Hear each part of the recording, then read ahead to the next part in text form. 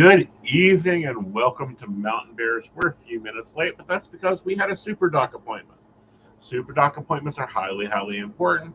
We enjoy our super doc, although it did make me come home and sit down and go, we need to talk about some shit in this state. But anyway, we'll get there. Hello, Miss Brenda. How are you?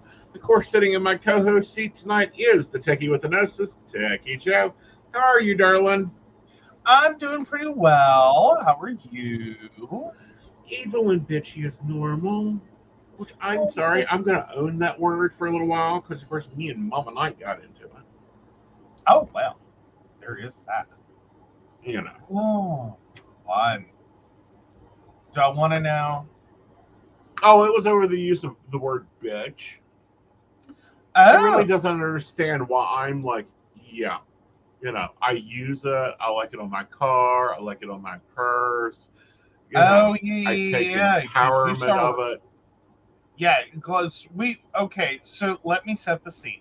So, driving back, the Techie Joe got a little tired just off of 79 and was like, all right, I think we're going to have to swap over at Somersville. And he's like, okay. So we pulled in. There was a little car next to us, and so the four windows on the window on each door. The driver's side said bitch, the passenger side said asshole, and the two back ones were little bitch and little asshole, which is cute and hilarious. Yes. So we commented, we're laughing, we're getting a giggle at it. He was like, we gotta buy those. And I'm like, well, and he's like, but you have a Cricket, you can make those. I was like, true. Yeah. And that's when the Mama Night brain exploded. And she's like, yeah, why would you put something so stupid on your car? And it's like, hey, it's mine. You are to be glad it is not rhinestones from headlights to taillights. Rude. Secondly, I've owned that title for a while now. Well, I mean, I'm okay with the rhinestones. Just keep them off my mother-loving clutch. Well, you don't have a clutch. Oh, come on. We're not going to go with the Weird Al song. Drive it. Exactly. Yeah. Hey, am I the asshole each week? Yeah. But anyway, I thought it was totally cute, totally like so creative to take back words, that they get thrown out all the time. So I thought it was amazing. Don't be surprised if once we get a new baby, that we don't get it decorated. Like this one's a co-baby, so I have to be nice. Well, I have to go to clients. Yeah, you have to go to clients. Actually, many of my clients would appreciate this. And find it hilarious. I do have some commercial clients that would be like, what? So he needs to be able to say, I'm driving her car today and get over it. Like I had no choice in the matter. None. No choices were I allowed. Yeah, because, up until the past two vehicles, I've always had a plate on them, a bumper sticker, and then it became a plate. It said, gay by design, bitch by choice. I love it. Hello, Miss Shannon. Grab your coffee, sit down, get comfy. I know you've been busy.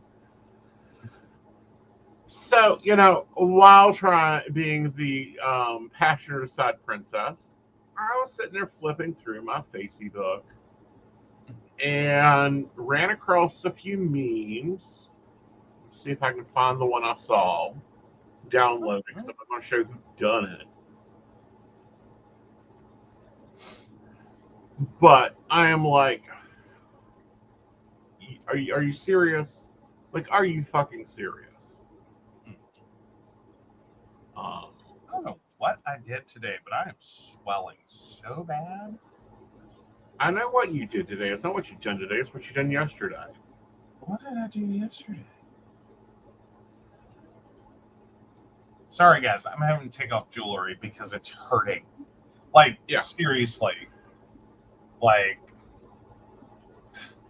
ow. Hurting. Yeah. I just thought it was itchy and, like, because, like, it grabbed a hair or something, and it was like, no, this is hurting a lot. And I'm just going to keep fondling it, fiddling with it all through the show. So it's like, no, it's coming off. I'm done. Well, you're still getting used to wearing jewelry. It's the evening, so of course it's going to come off. Yeah. So what did I do yesterday? It's got me all swelly. What did you eat yesterday that I had to stop myself from eating? The whole bag of? I got chocolate-covered pretzels. Yes. What's one of the main ingredients in pretzels? Comes Pretzel? big and a little bit of salt. But... Yep. Shannon's like, well, you're not dead, so it wasn't aloe vera. Yeah. Exactly. Well, our I audience was knows having this. a swelling problem. I can tell you that right now. It's like, Right. I just lost 20 pounds. Let me tell you all about it. Uh-huh. Anyhow. So there's this meme going around, and I'll send it to you because I can't figure out how to share it. And it annoys me. Okay. Because it's so not true. And so, like, can you get a grip and figure it out? Where are you? Where are you privately? Have we not talked directly on Facebook in a day or two? There you are. Shannon was at the store and saw a stack of aloe leaves and was just, should I traumatize Joe? Oh, no, see, here's the weird part. I'm the one that ended up taking care of my mother's aloe plant and my grandmother's aloe plants. Like, I'm okay with the plant. Right. Just being there, like, I could water it. Right. I've even, like, barehanded split them up with a quick hand wash. But, yeah. No. No, I don't want to get the goo. Right. And the longer I leave the goo stays on, the worse the goo situation gets. Like it's in your Facebook Messenger. Oh, there we go. All right. So, break the cardinal sin of being on a podcast with Aeson. I'm bringing up Facebook. Oh, straight friend, you gay guys are all so attractive. Why can't you find a man? Me. Hookup culture. Unrealistic expectations. Intimacy issues. Open relationships. Grinder. No. Okay. Let me break this down. Why can you not find a man? Easy. One, you don't play the game. Dating is a game. It has been a game. It has been a game for at least 32 years. It is a game you play. It starts out very easy with casual dating. You aren't moving them in 2 minutes. You aren't committed to their love for fucking ever. Especially when you've just met them for 2 hours or 20 minutes, depending on, exactly how quick things can move. And I think that's generally summed up in hookup culture. And it's like, that's not really what that's all about. I mean, there are those who have like decided like they will date. They do not date. They date. Right. Or they're not looking for a long-term settlement. Right. And that's fine. That's an option. We're adults. You can do that. Yeah. Like, live your best life, be your best self. Exactly. But the secondary problem, and this is this problem I see all the time, you're not done with your ex, so you keep trying to find copies of them. Unfortunately, your ex was a douchebag. Don't date them. Well, and I saw one the other day that really summed it up. It's not that you have a type, you have a pattern. Yes. And that's some very serious phrasing. Is for some people, they have a pattern of dating, people. Either they themselves are sitting there and locking themselves into desperate mode that the first person who comes along and tells them what they want to hear, we're in a relationship. Yeah. And they're not really evaluating, like, is this person like real? you? Are Can your I expectations see you? real? Are you like, like, is this going to work? And then they just sit there and fight this person every step of the way. And like, I can't believe he cheated on me. Really? If you Really? I can't believe he took all my money and ran away. Really? You gave him the fucking account. Like, I don't know. Is it just me? Now, granted, I continue to date, but I've technically been in a relationship, a single relationship, replacing partners continuously for about 23 years. Which sounds a little bad, but no, I get what you mean. It is the oddities of a polycule. Is it's sort of like forming a band. At what point does the relationship end when you're talking about a continuous polycule situation? Yeah. With molecules being added and removed. Yes. Like, is it still one relationship if you like start with these two people? This one goes away, this one comes in, that one goes away, this one comes in. Like, at what point? Yeah. Because I've not been single for at least 25 years. Yeah. Like, and see, that was the like oddity of when we got together, because I'd already been single for 7 years and was like locked in. Yeah. Like, nope, I will date. Like, I will not date. Like, I was not looking for long term, had no interest in long term, don't want anything to do with long term. Why are you trying to talk to me about long term? Not interested. Wasn't talking long term. Meanwhile, 6 years into this, currently. Yeah. And that was a major block for us, is because like I'm not looking for long term. Yeah. Like, I fought it every step of the way. I was like, no. You fought yourself every step of the way. I was like, whatever. I'll see you next Wednesday or the Wednesday after that. Doesn't matter. Grumble, whatever. Yeah. I don't want to date you. I love you. I don't want to date you. I love you. Oh, hello, Kathy. How are you? Hey, Kathy. I don't want to date you. Can you come up and give me a hug? Yes, I'm still doing a trial relationship. I can end it at any time. You Yes, know, he can end it at any time. So can I. like he has the worst like cancellation.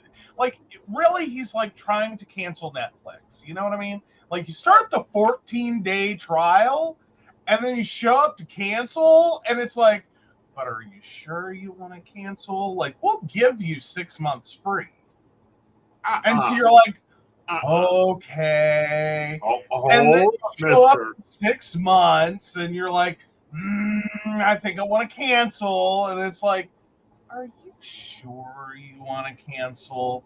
Because we'll do like 6 months at like $1.99, and so you're like, oh,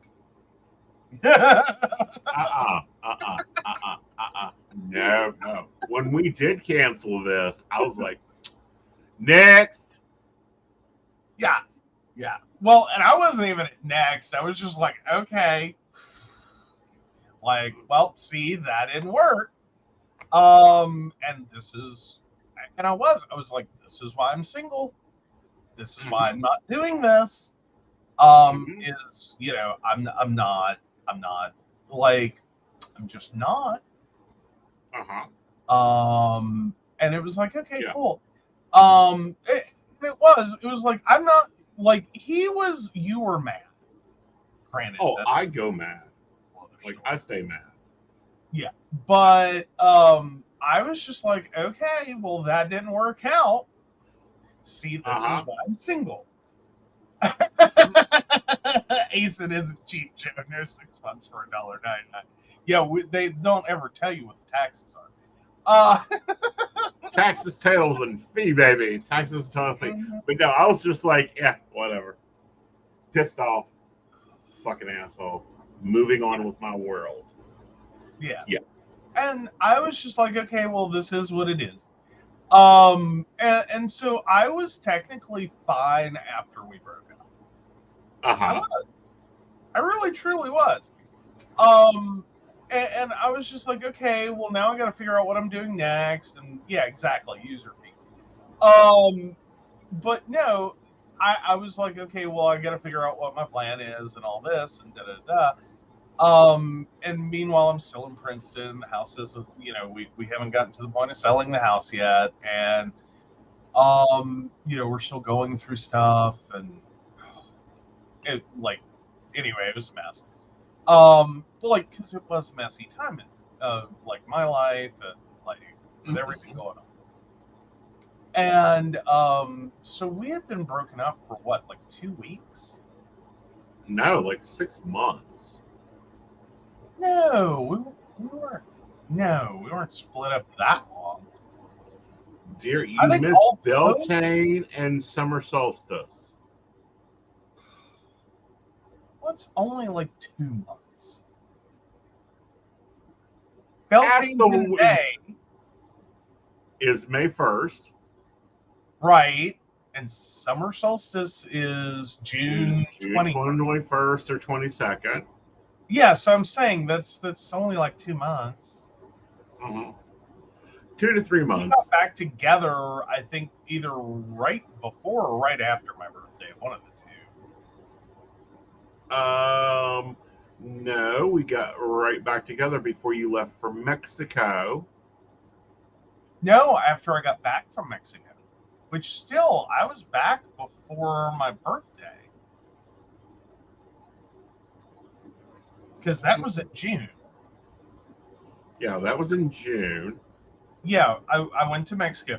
And I'm talking about between, like, we broke up and then, like, we started talking again. And then, yeah, okay, probably before we, like, officially called it. Yeah. That would have been 6 months. Yeah. Like, okay, we're back together. Yeah. Yeah, because we had the incident I know we had the incident in September.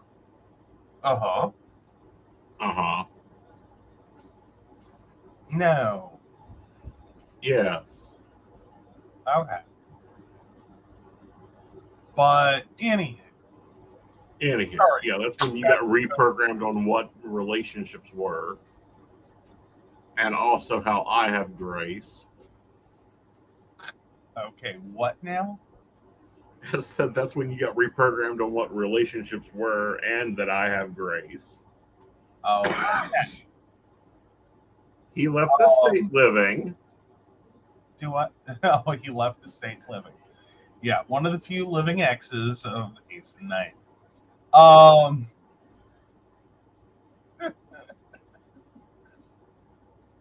well, and in It the wasn't even my ex. That's not the incident I'm talking about. okay, sorry, I'm confused. Then. Oh, yes, okay, that incident. Yeah, Uh yeah. huh. Sorry, got it now. I was getting all confused. I was backing up like 1 September, and I went, no, we got together officially in September, Uh, and then I thought we had the mini break around like somewhere between May and June, and mhm. then I No, we had the want to mini break in say April into June. right Yeah. somewhere in there. I wasn't here Yep. for Beltane. I wasn't here for Summer Solstice. Got Mhm. that. And Right. then yeah, by the time we called it officially again, Hmm. we were I know well after my birthday. Hmm. But yeah, anyhow, so Anywho, there was a point to all this. well, the point is it's like, no, this isn't gay culture. No, it isn't all hookup culture. No, No, it isn't all open relationships is your problem if open relationships isn't your game. It is point well, but blank there's a getting well, with the times. I do say that open relationships. Uh-huh. There is a lot of animosity in the monogamous world, whether you're gay, you're straight, you're bi, you're pan, you're whatever. Whatever. There is a lot of animosity Mhm. towards the fact that there are people looking for open relationships and this general feeling that, Mhm. like, oh, well, you're on the market, but like, you're a bad teaser because you're not Mhm. actually available for dating. Right. And it's like, well, but they are, Hmm. and it's like, you just have to decide that dating someone who's wants an open relationship is the thing you're interested in. Otherwise, like, get over it. Hi, Yeah. Bella. Like, she gonna drop the P's. I'm gonna drop the Y. Yeah. Hi, Bea. I bet. Yeah. Anyhow, my point kind of into this is like, oh, come on. Okay. First of all, back the ship up. After your first date, it is not a serious relationship. 3 weeks into dating, you can begin deciding if you actually want to keep them. This isn't fishing. You don't go and hook up with someone and they're the love of your life. Stop it. Yeah. Well, but now we do have to talk about NRE with that Yes. too. Yes. Is some people get hit hard by the NRE, especially if they're used to monogamous dating. Yeah. And that, like, every time you meet someone, you go on a couple of dates or a date, Mhm. there can be this massive wash Right. of NRE. And if you're not Right. used to dealing with that frequently, which I'm Hmm. not trying to plug that like open relationships and polyamory and non-monogamy are the best thing ever. I'm just saying Well, when because it isn't for some people. right, and I get that, and I'm not trying to like here, like I'm not the door-to-door Mormon of, or Right. excuse me, door-to-door Jehovah's Witness of polyamory.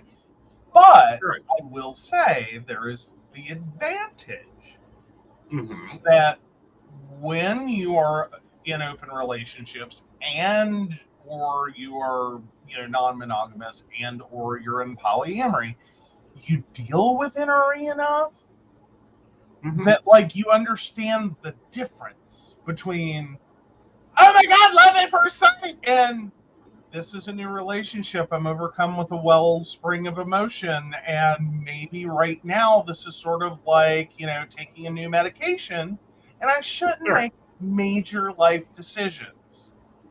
Right. Until, I come off this high. Right.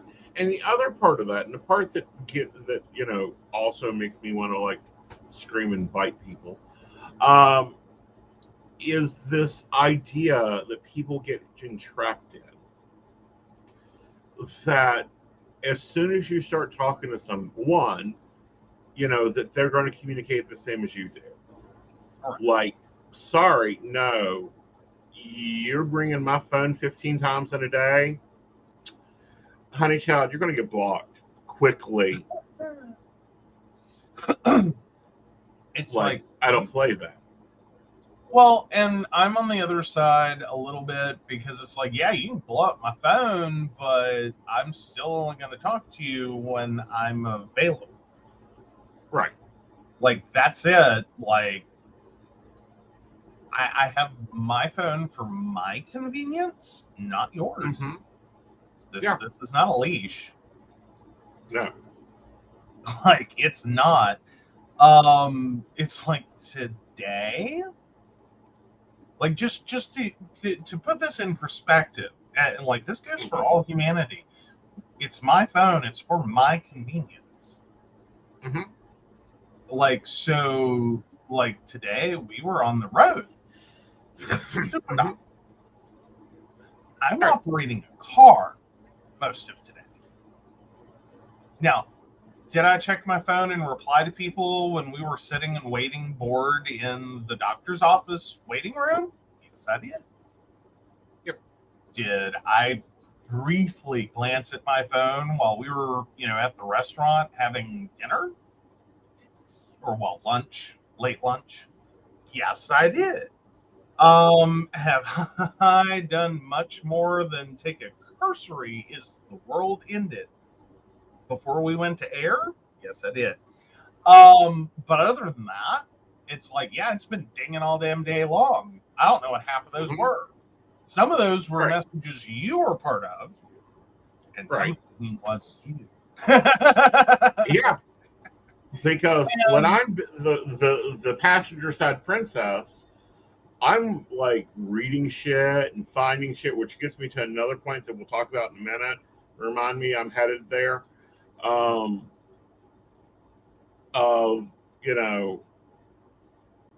passing it along, and it's like, this goes here, we're going to talk about this, let's talk about that, fully like interactive. And he's sitting right beside me, but he's my notepad because he's not in the conversation. I'm the worst notepad ever. I'm driving a car. Yeah. Like, what do you want me to do? Do dictation?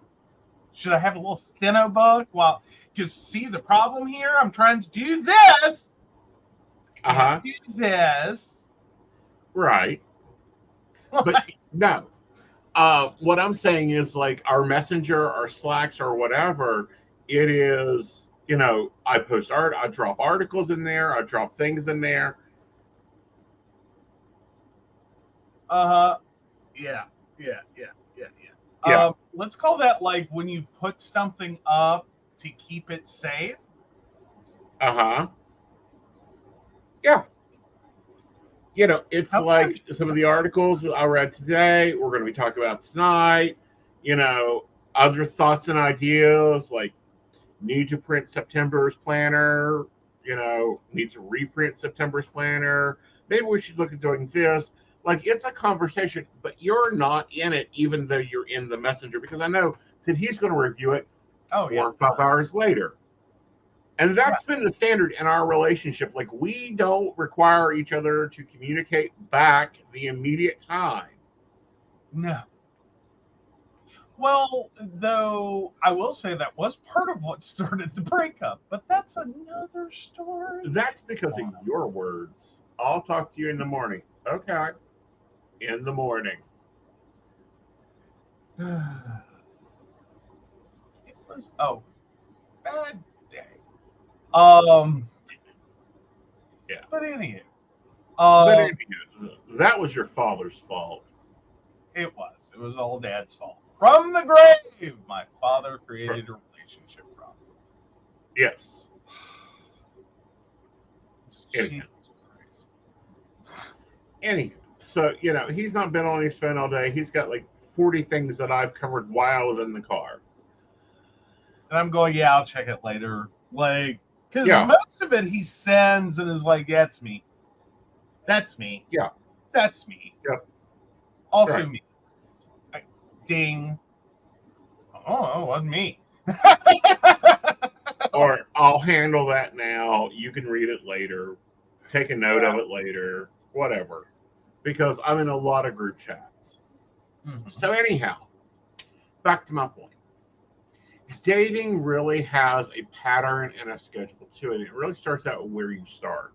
If you start at hookup, then fine. You got to hook up for at least 3 months before you can date, in my opinion. With one person? With one person. Okay. Yeah. No, well, I don't even I think that's if you meet someone through a hookup site, which let's face it, they've all kind of become that. Well, no, there's a few out there that isn't hookup sites. But are they really? eHarmony. Okay, fair enough. Facebook dating. But everyone's trying to use that as a hookup site. Yeah, but it doesn't work that way. Like, it really doesn't work that way. Like, I am all for, like, I see, and that's an Aeson rule that no monogamous likes. But I'll tell you point blank: do not, I repeat, do not buy a car unless you test drive that fucker first. Like, I don't. No. Sorry, by the second date, if I haven't figured out if that engine can run or not, that car is going nowhere. Well, that was kind of my biggest problem with like the whole abstinence culture concept. Was like, ew. Like, you're gonna wait till marriage? Like, seriously? Do you know the kind of pig in a poke situation? And I'm ching on that one. You are walking into like, oh, I'm sure if there's something that needs Joe's almost immediate attention, he'll hear something like, "Oh, that," before he needs to pull over and see what's going on. Oh, yeah. Well, that's what, and Shannon goes on to say, that's what my memo and Papa said. If you want to marry them, live with them for a year first and make sure you can stand them behind closed doors before you get the government involved. Well, not only that, but see, I'm even before we get the government involved. I am way back at before I waste my time. Well, Brenda says with humans, I'm more of a lease it than buy it type. Right. Like, see, you got to understand, I ended up in like, I don't know, was it a national chain that people have heard of, or was that just a local Greensboro thing? Rent-A-Rack? Like, that was the thing in Greensboro thing. Yeah. Okay. All right. So in Greensboro, there was this car rental place called Rent-A-Rack. Literally, they take salvage title vehicles and rent them out. Mm-hmm. And that basically sums up my dating life. Mm-hmm. When I was in North Carolina, like I kept renting racks and thinking, this could be nice. I could lease this or buy it. Mm-hmm. But then always something happened, and so it's like, no, we're sending it back, send it back. Get me another rack. Then I was like, no, not rent a center, rent a rack. It literally, it's salvage title of vehicle. It's Yeah. kind of a cool concept. But yeah, no. And so then after the last wreck that I dated, I was like, you know what? Bicycles are great. Mm-hmm. Like, I'm going to become Angela Lansbury in Murder She Wrote. I'm going to call a cab. That's what I'm going to do. I'll call a cab. Right. Like, I will bicycle myself around, call a cab when I need it. And y'all can take from those euphemisms whatever you desire. Because you're probably right. Right. But no. So anyhow, first of all, so wherever you start at, Aeson's first opinion is test drive it. Test drive it good and well before you settle in. Take good 3 months before you decide you're dating them and introducing them to friends and family and everywhere else. You take some time there to really get to know that party and ask yourself point blank, can I wake up uncaffeinated to this person? Uh-huh. And if you Can ever they get me? well, but here's one from the Joe playbook. If you ever have to find yourself describing someone to your friends as, well, the date was great until, after dinner, he said, after all that, you're going to get dessert too, and you were paying. Yeah, that dude would have not made my second date list. I'm not even sure he would make my first date list. Yes, I am that bitch. I have dumped This is, guys because they cannot make coffee. well, technically, that guy got dumped by committee. Right. Because my committee of friends, when I said that, were like, dump him now. No. And I went, what? Yeah. And they were like, no, this is not optional. We will dump him for you. Give me your phone. Anyhow. Oh, if only were that By easy. the way, if at any time I get a little annoyed at Joe, I can go back to the invisible assistant and go, "This is your fault."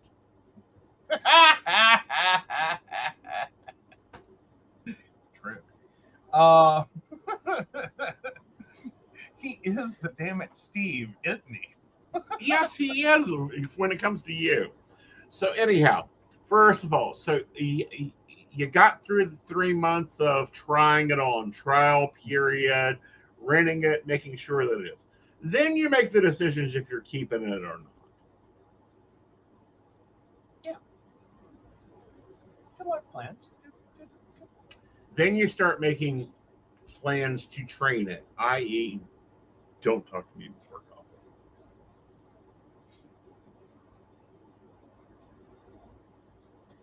Do you really want to go there? What? What? You said train it. Yes. Like, I have a long-standing joke you hate about those words. Oh, what is that joke, darling? Well, I've gotten him to sit, stay, and roll over. Now, if I get him to just quit pissing on the carpet.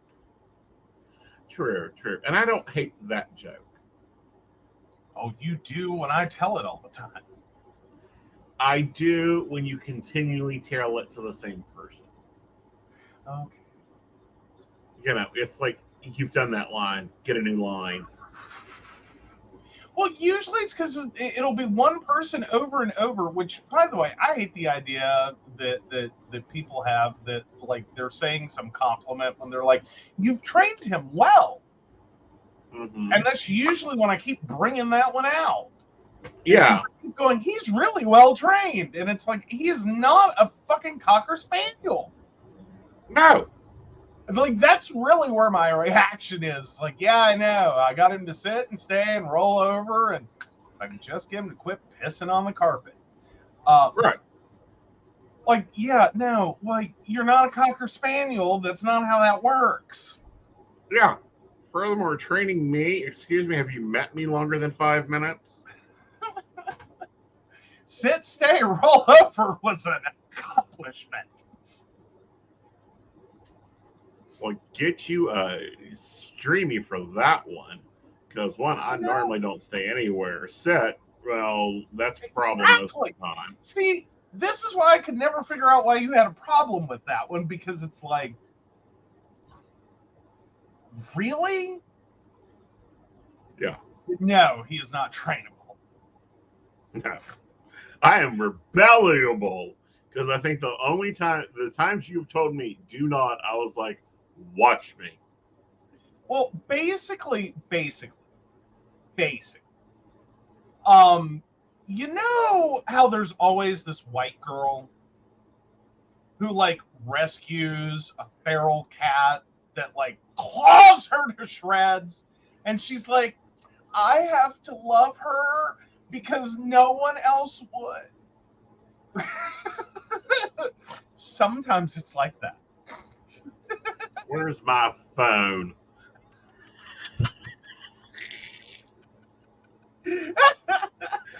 No one else would. Honey, I've got a committee. We forgot Instagram.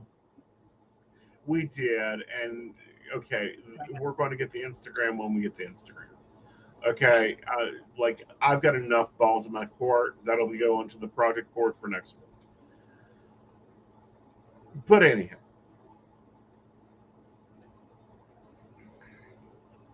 oh, called Brat. I don't know, Joe. What happened the first time you told me not to do something? I don't remember.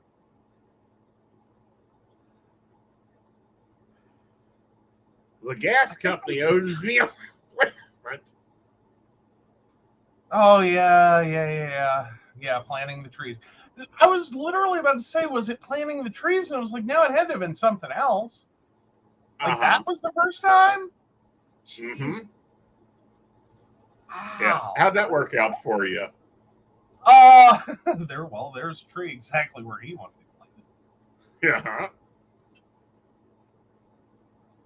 What? I grew up in a construction family. Call before you dig. Pretty sure it was put on a few family members' grave markers.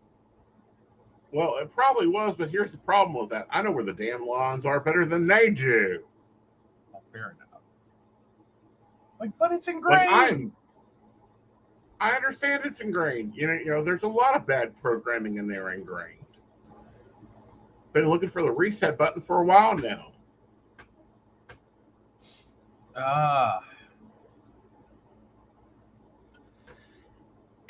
Yeah. I don't take too easily to do not. It's like, at my earliest convenience, I will test your assumption. You know, I don't think that means what you think it means. Oh, I'm sure it means what I think it means. Okay.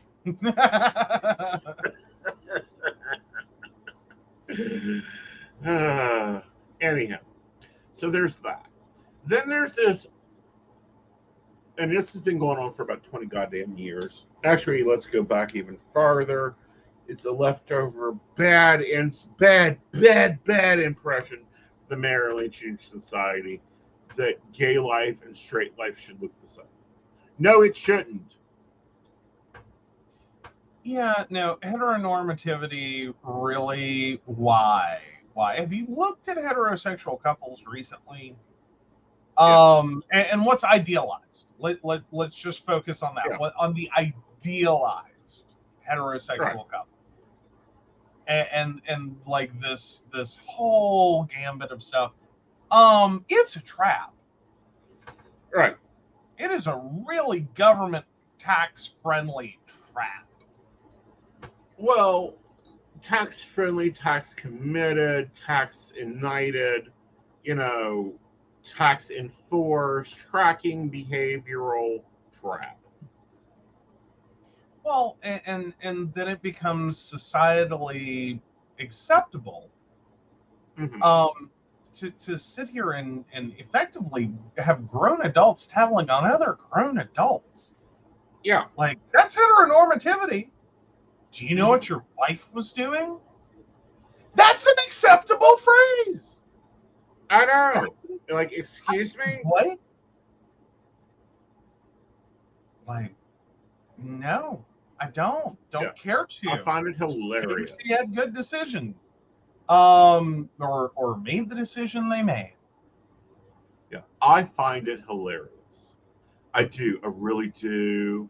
I love it when these well-meaning people come to tell me what Joe's been up to. Like, God, if I didn't already know. Well, no. Well, but here's the other part of it. The you still think the story's hilarious. I have never been so mad in the middle of Walmart. You sent me to go get red mulch. Now, notably, it comes in 2 shades of red. Yes. And part of me wanted to be like, I hear you. Y'all have had some problems.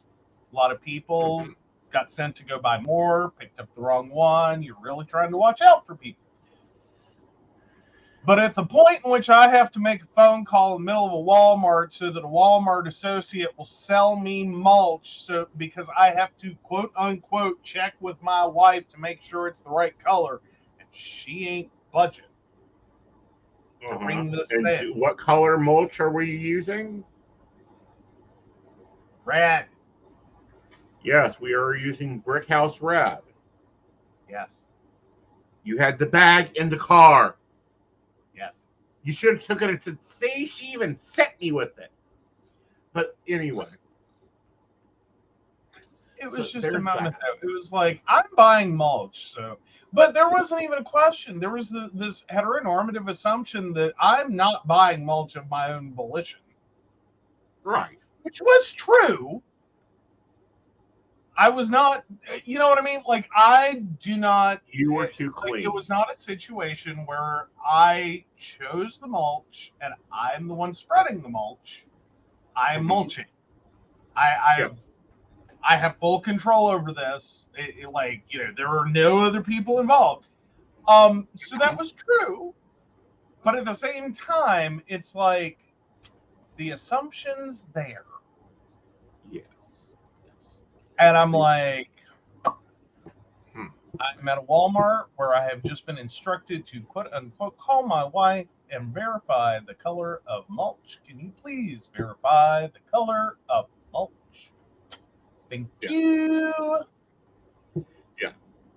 I ran across that picture earlier and I was like, oh, I gotta laugh at that. Anyhow, so the other thing, tissing the Aeson. Hello, kink community. Stop labeling shit. What? The Dan Savage article I sent you. Oh yeah. And we had a discussion. That's actually a valid label.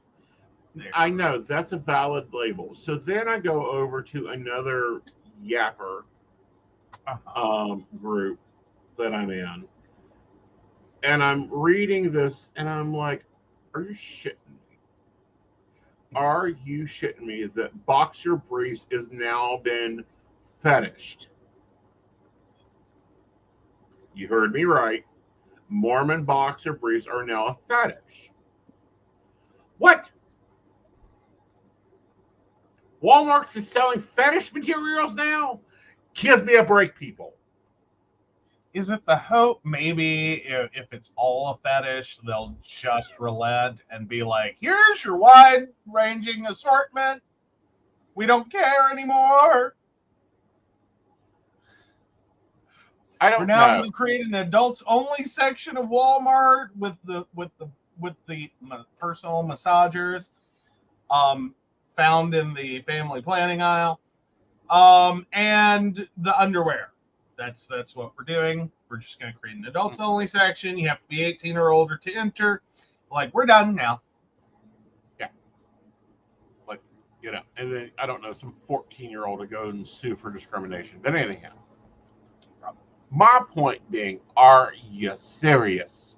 Like, have you lost your ever loving minds that everything needs a label? Now, granted, I can be OCD. I can be OCD like the rest of you, even worser. Like, Well, No, it doesn't surprise me, however, that there would be a fetish community springing up.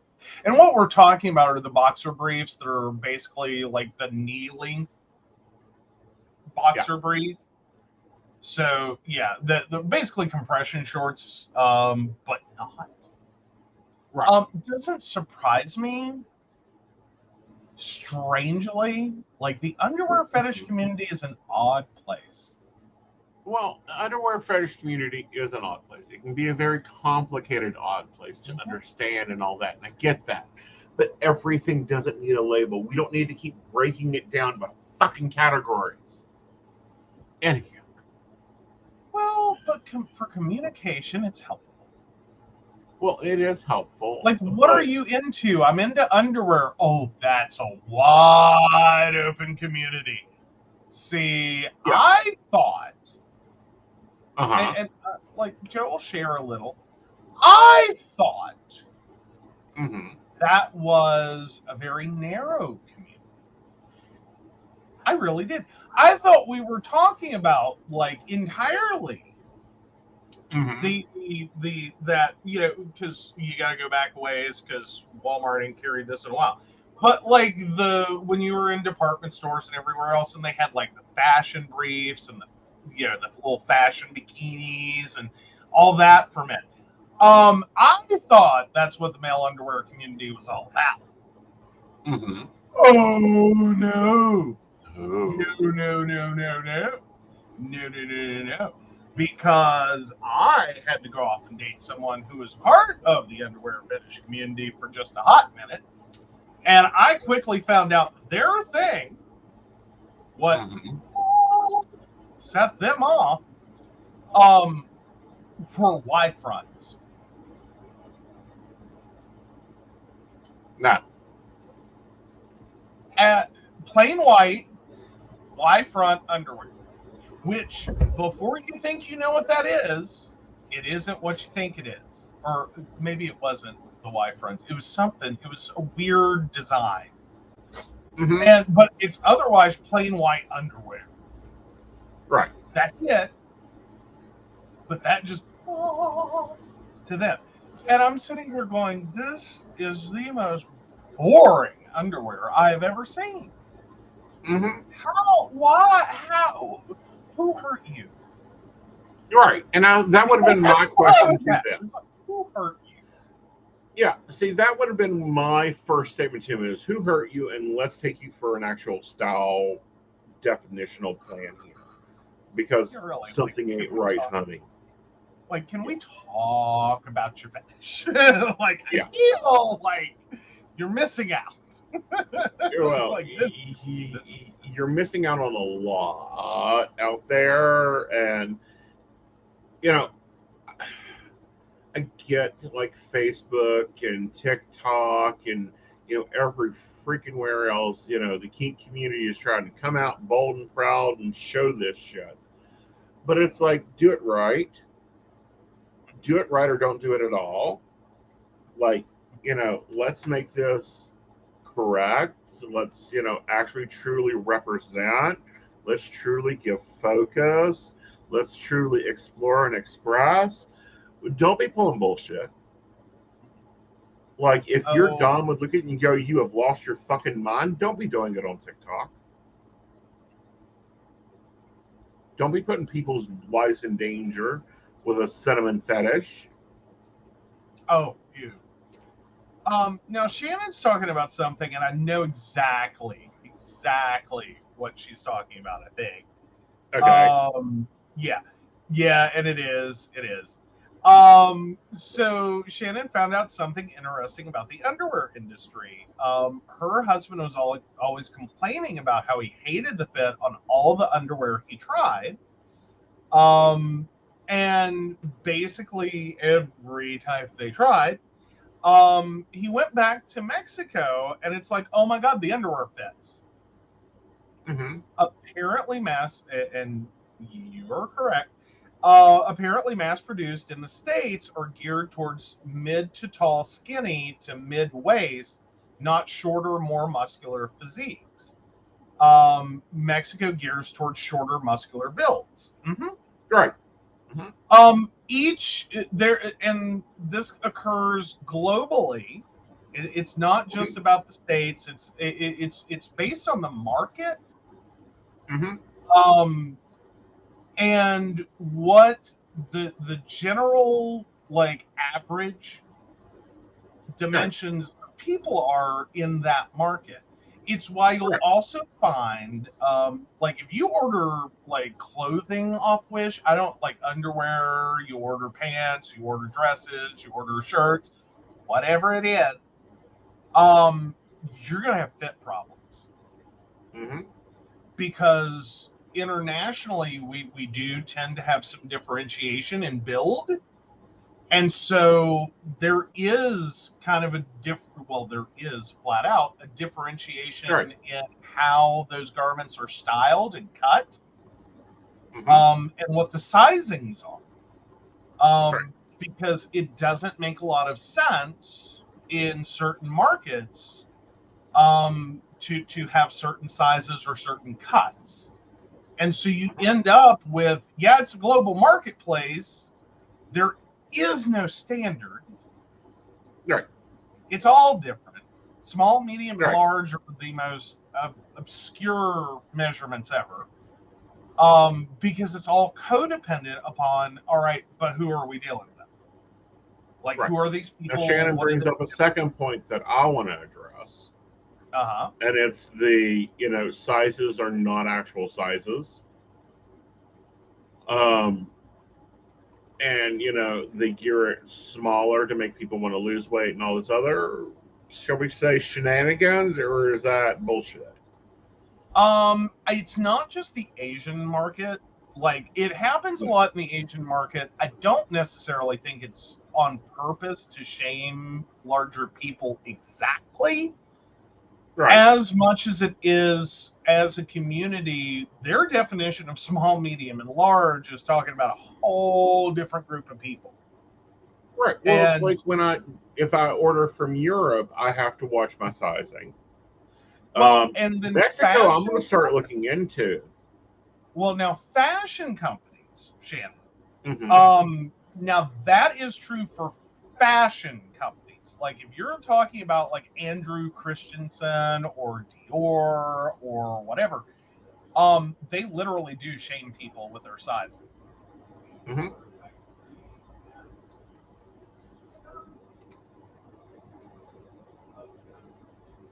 Joe, you froze. Joe, you froze. Small size. I'm just gonna wait until it comes back. Yes, I know I froze. I'm waiting until it comes back. Okay, you're back. That's all I can do. So for fashion companies, they do shame people with their clothing sizes, and effectively define at an absurdly small size, people as too fat to be pretty, or too fat to wear designer label, or too fat for couture,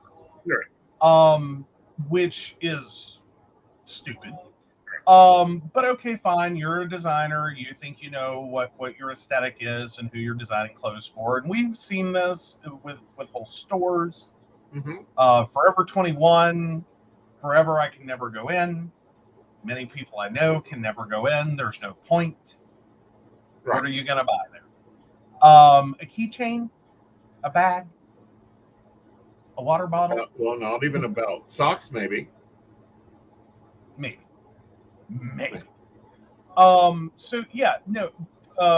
Fashion design does tend to skew towards smaller bodies, and it is very, one size narrowly fits a few.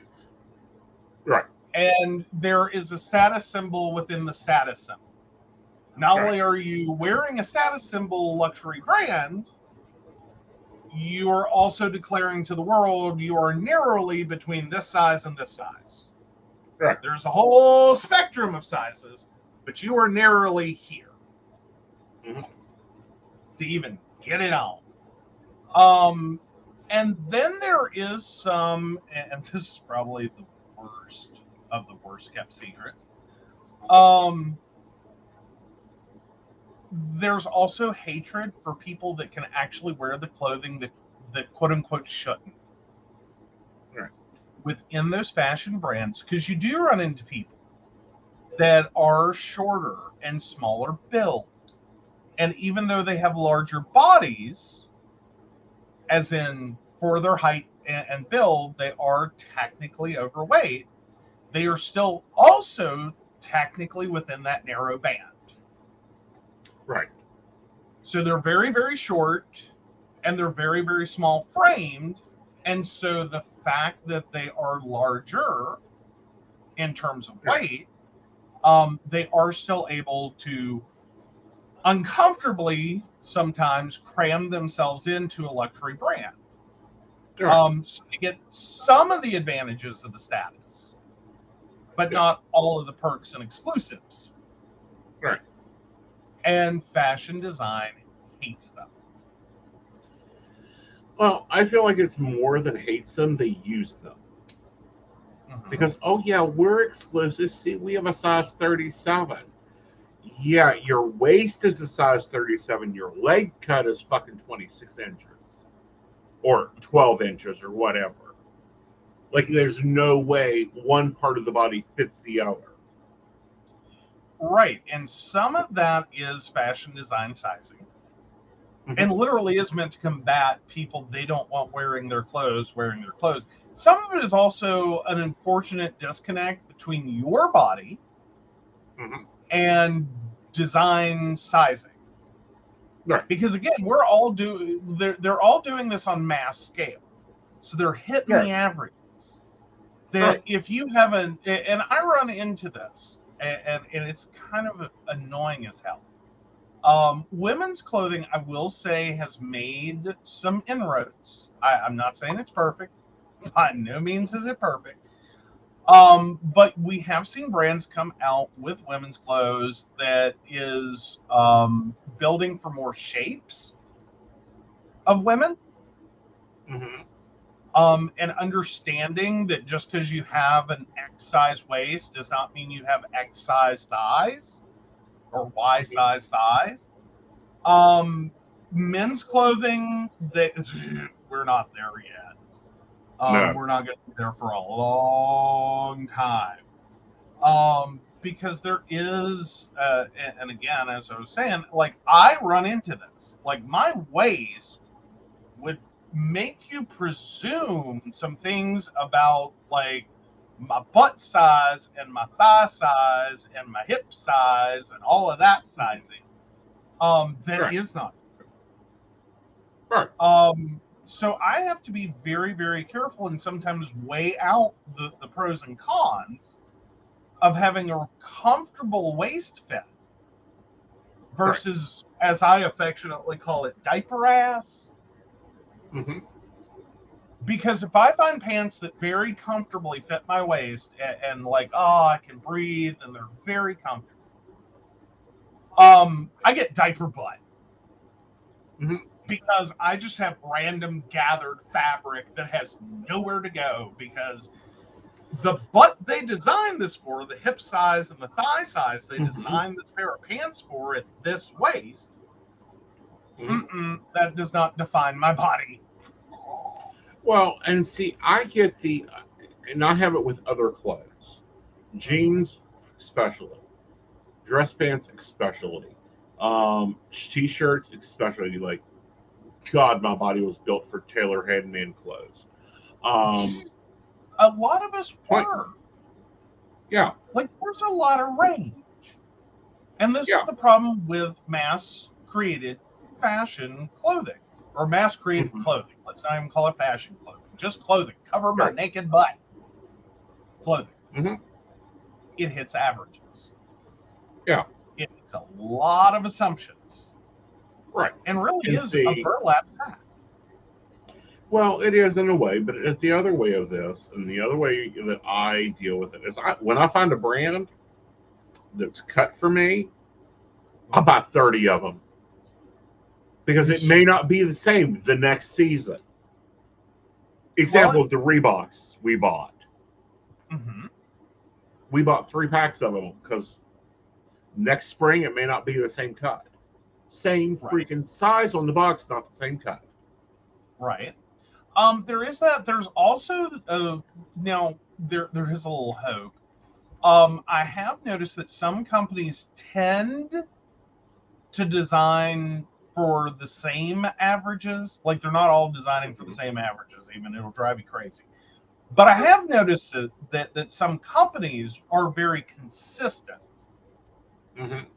with the numbers that they're using, and so their clothing is in a sense reproducible, so that even though it's a new style, it's a new color, it's a new whatever, it's actually all cut the same. I've noticed Old Navy is like that, and I Navy's a good one. love Old Navy. Pennies is another one. Pennies I do okay at. I usually have to have that tailored down. Right. But Old Navy is one of the few companies that I can happily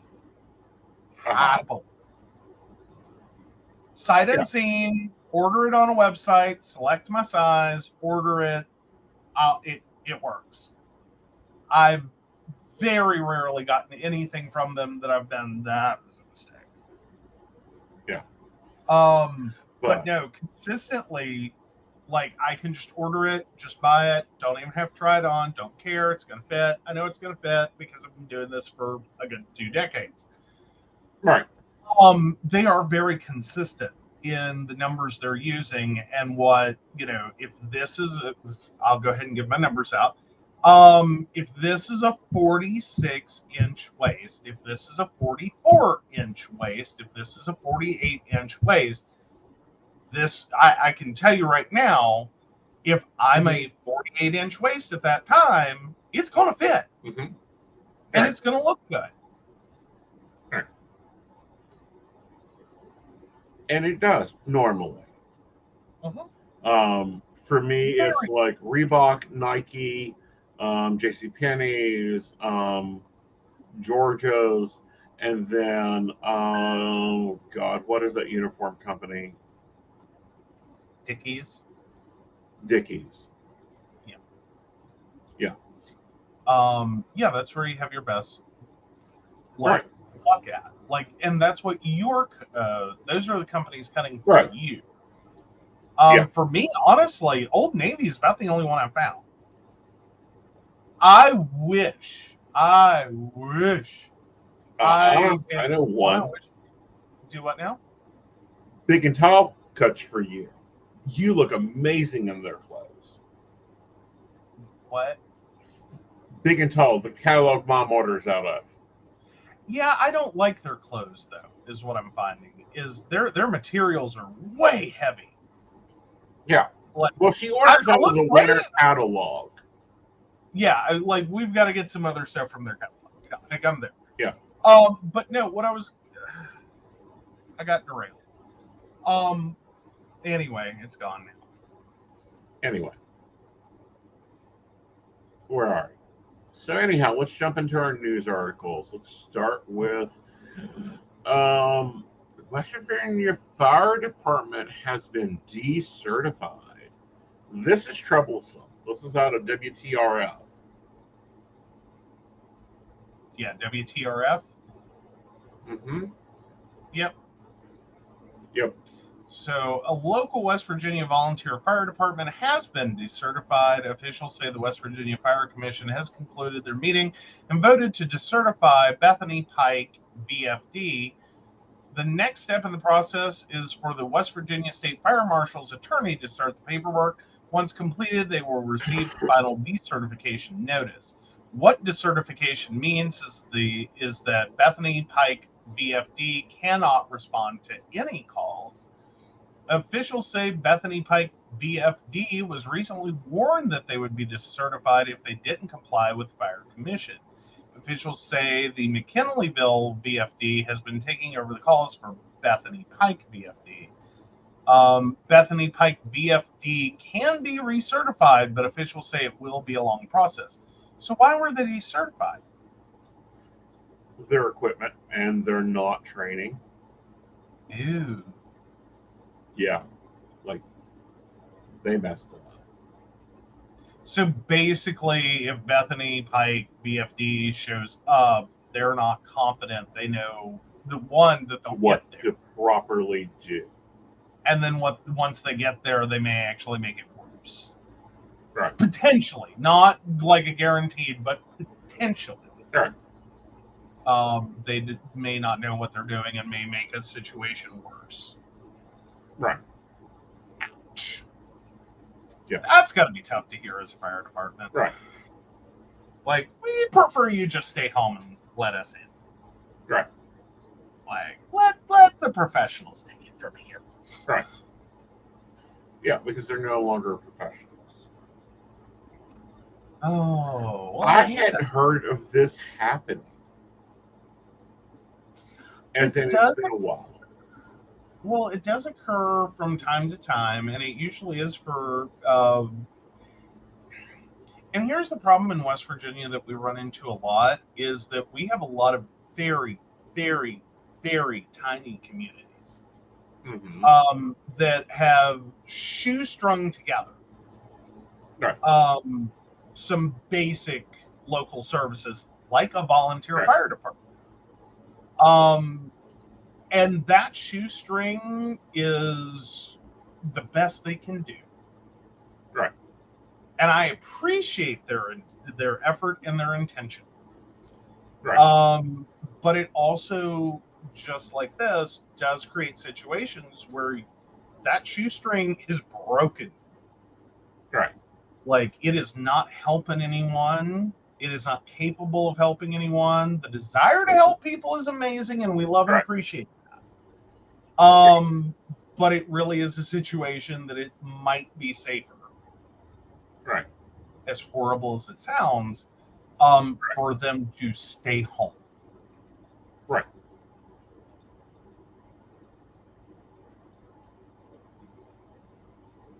Yeah, and there's a lot of fire departments that got the 180-day notice.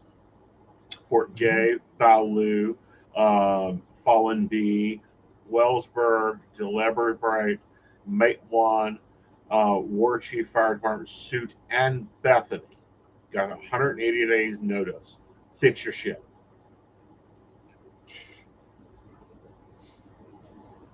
Ouch. That's I mean, granted, those are mostly all small, very tiny communities. I think War is probably the largest one on the list. I think. But these are, again, all small communities. Well, and these are small ones, but when we look at the ones that got the consideration for perfect evaluation, we have Nova, Hundreds, La La Vita, Citrifern, Lourding, Quarreland, Hoover Heights, McKinleyville, Franklin Community, Bethany Volunteer, Beach Bottom, Winders Heights. So there were some that got fixed. There were some that were like, no. Well, because if, like, talking about War, that's a population of 690 people as of 2020. Right. So that, I mean, these are really tiny communities. Right. Like, they're like. Right. Like, because let's see, Bethany, I'm just curious because that's one of those offhand, I don't even know where that's at. Just truth be told. That is in Ohio County. Okay, so that's in the upper panhandle. Oh, no, they're a little bigger than War.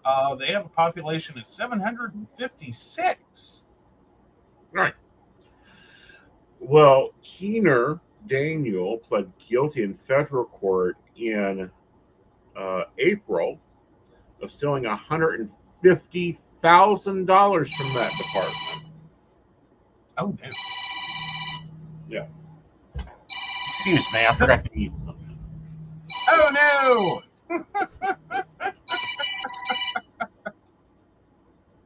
God love his phone. We never not hear it. Yeah.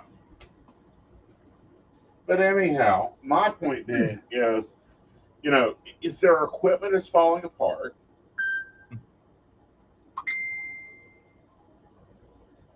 and they lose their certification, why? Because this idiot goes and steals the money, and now they're losing their volunteer fire department. Oh, so instead of spending the money on the department, the money got. Keener used stolen funds to purchase concert tickets, jewelry, credit cards, and a family member's educational expenses. Okay.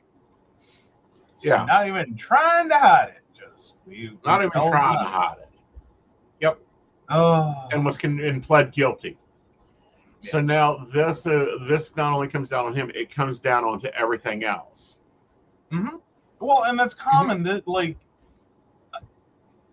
and this is the ugliness of embezzlement, especially from Right. local communities, is, and even small businesses, is you think it's a business and no one's going to notice or care. It's just some money. It's like whatever.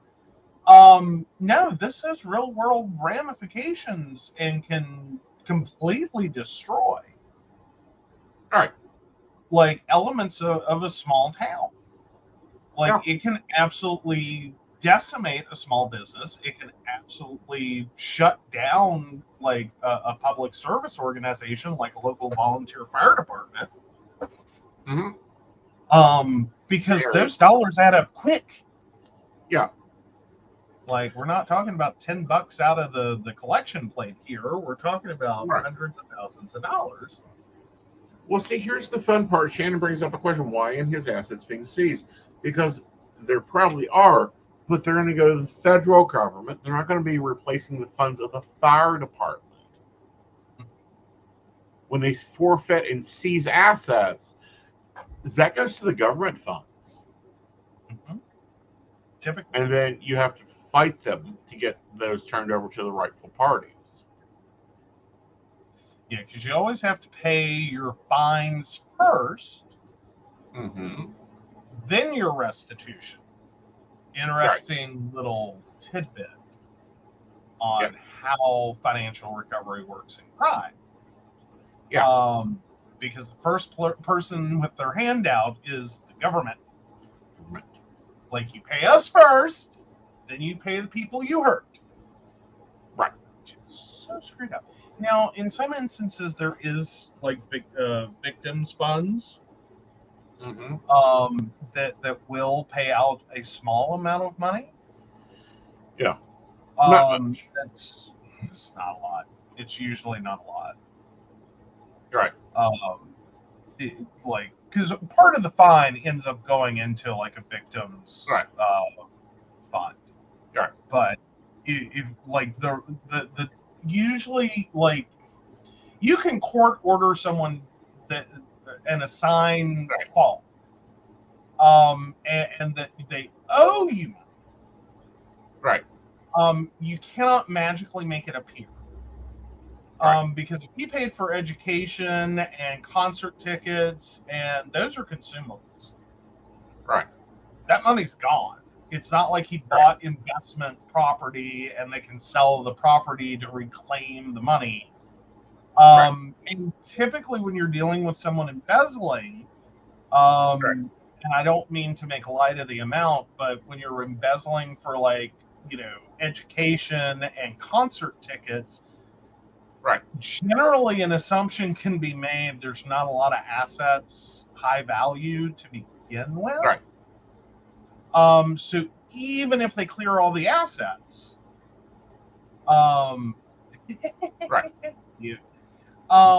even if they reclaim or they seize all of his assets,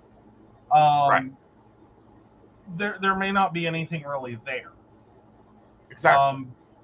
Because they're not going to go after assets held in common. So, like, they're not going to make like for instance, a wife or a spouse homeless or take their only vehicle. Typically, when you seize property, you either have to prove it was gained through the ill means, like the embezzlement, the actual crime, or you have to establish that taking it does not harm another person and their interest in it. Right.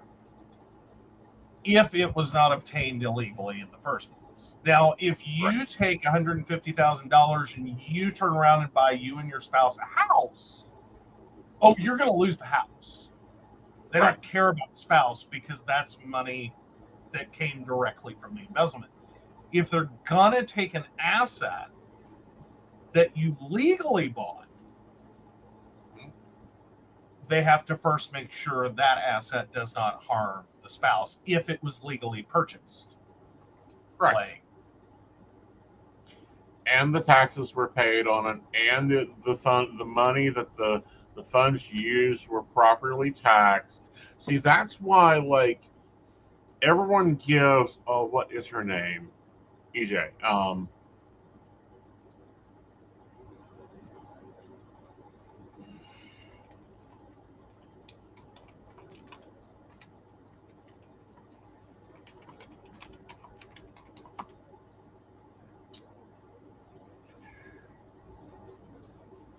Erica J.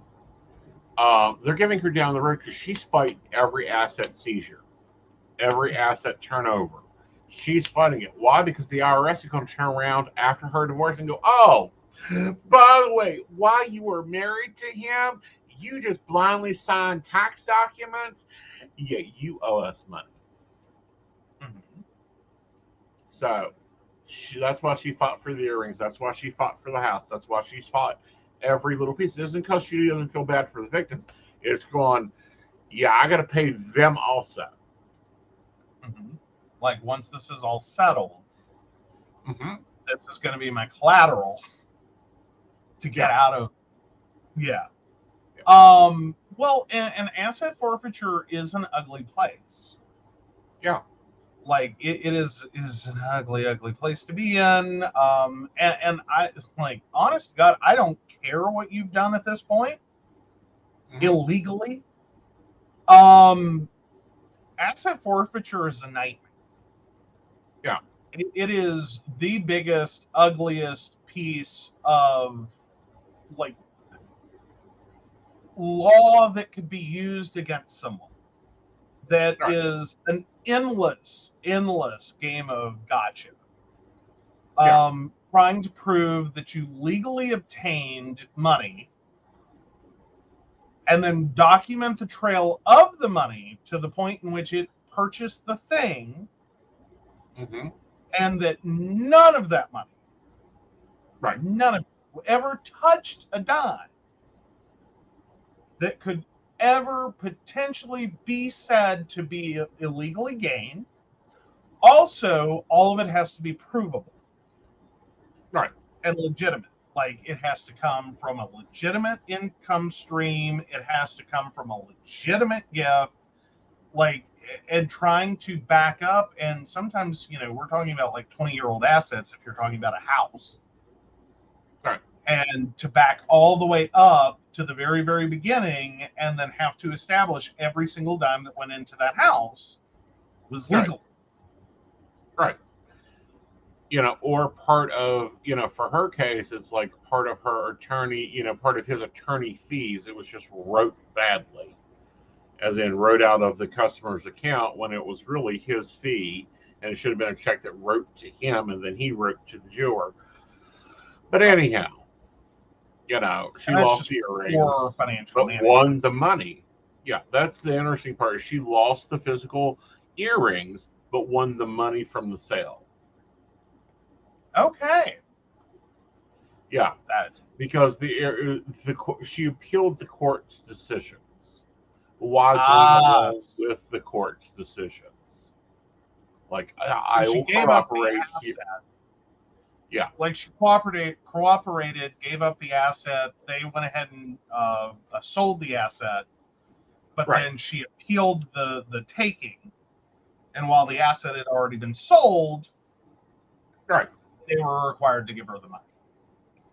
Right. So that went on. Fun. All right. Fun, real fun. All right. So Leon, what is Leon Brown? Apparently, there's congratulations due to you. Yes, they do. Sisters Wives Leon Brown secretly gets married to partner Audrey Chris, but mom Mary and dad Cody skip Colorado ceremony. So Leon, the only child of Mary and Cody Brown, got married nearly a year ago and has yet to officially announce the big news. According to the marriage certificate exclusively obtained by the U.S. Sun, Leon, who went by their former birth name Mariah at the time, tied the knot to longtime partner Audrey Chris on Saturday, October 29th, 2022. The couple appeared to have gotten married at a house in Colorado Springs, Colorado, per the address listed on the certificate.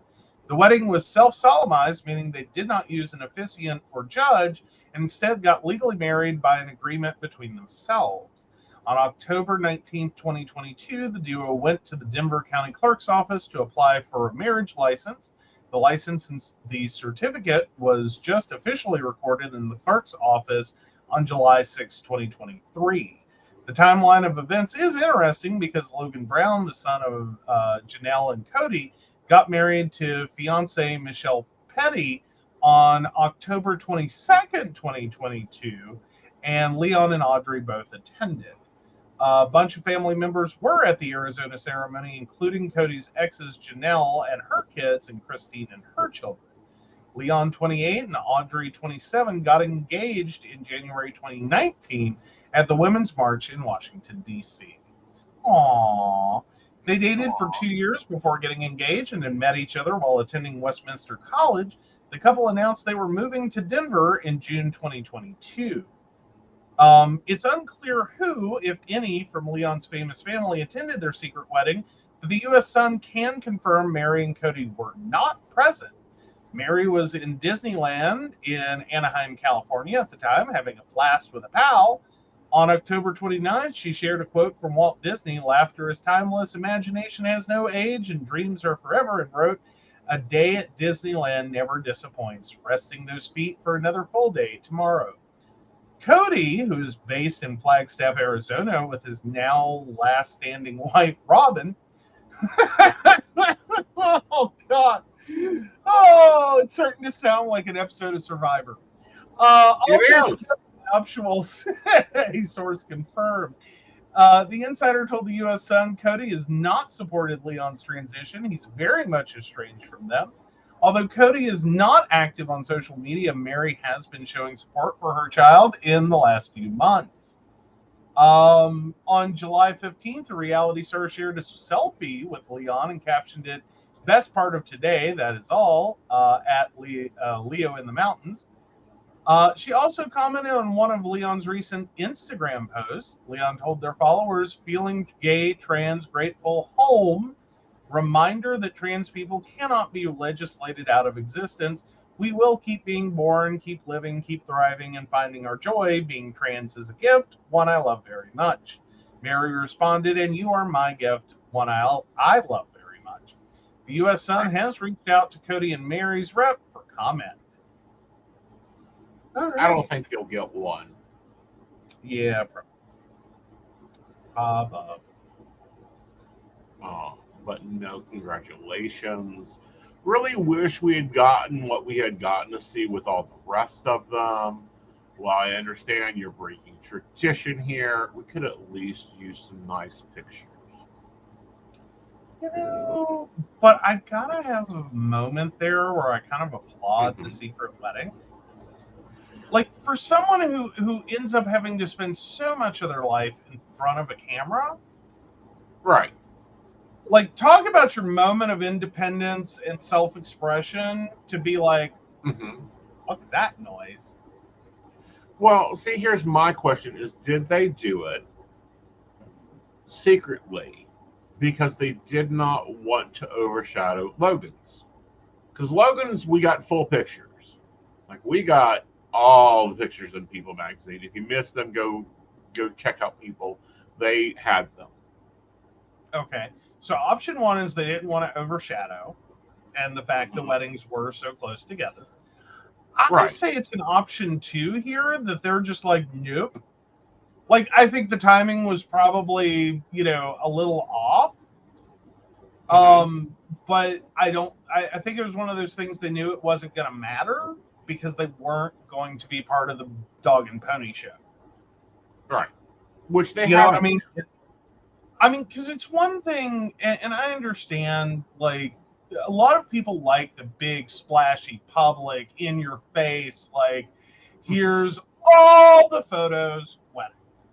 Right. And that's cool. If that's what you want, do that. A lot of people have the, like, Princess Diana marriage fantasy that everyone watches and everyone sees and everyone attends, and it's this great, big, giant, massive thing. Other people are like, can we just go to the courthouse and avoid the spectacle and do the thing and just no. Yeah. Like, nope, right out of it. Like, I'm not doing the public spectacle. I don't want to hear commentary on what I'm wearing and how I'm wearing it and why I shouldn't have worn it and how I could have worn it better.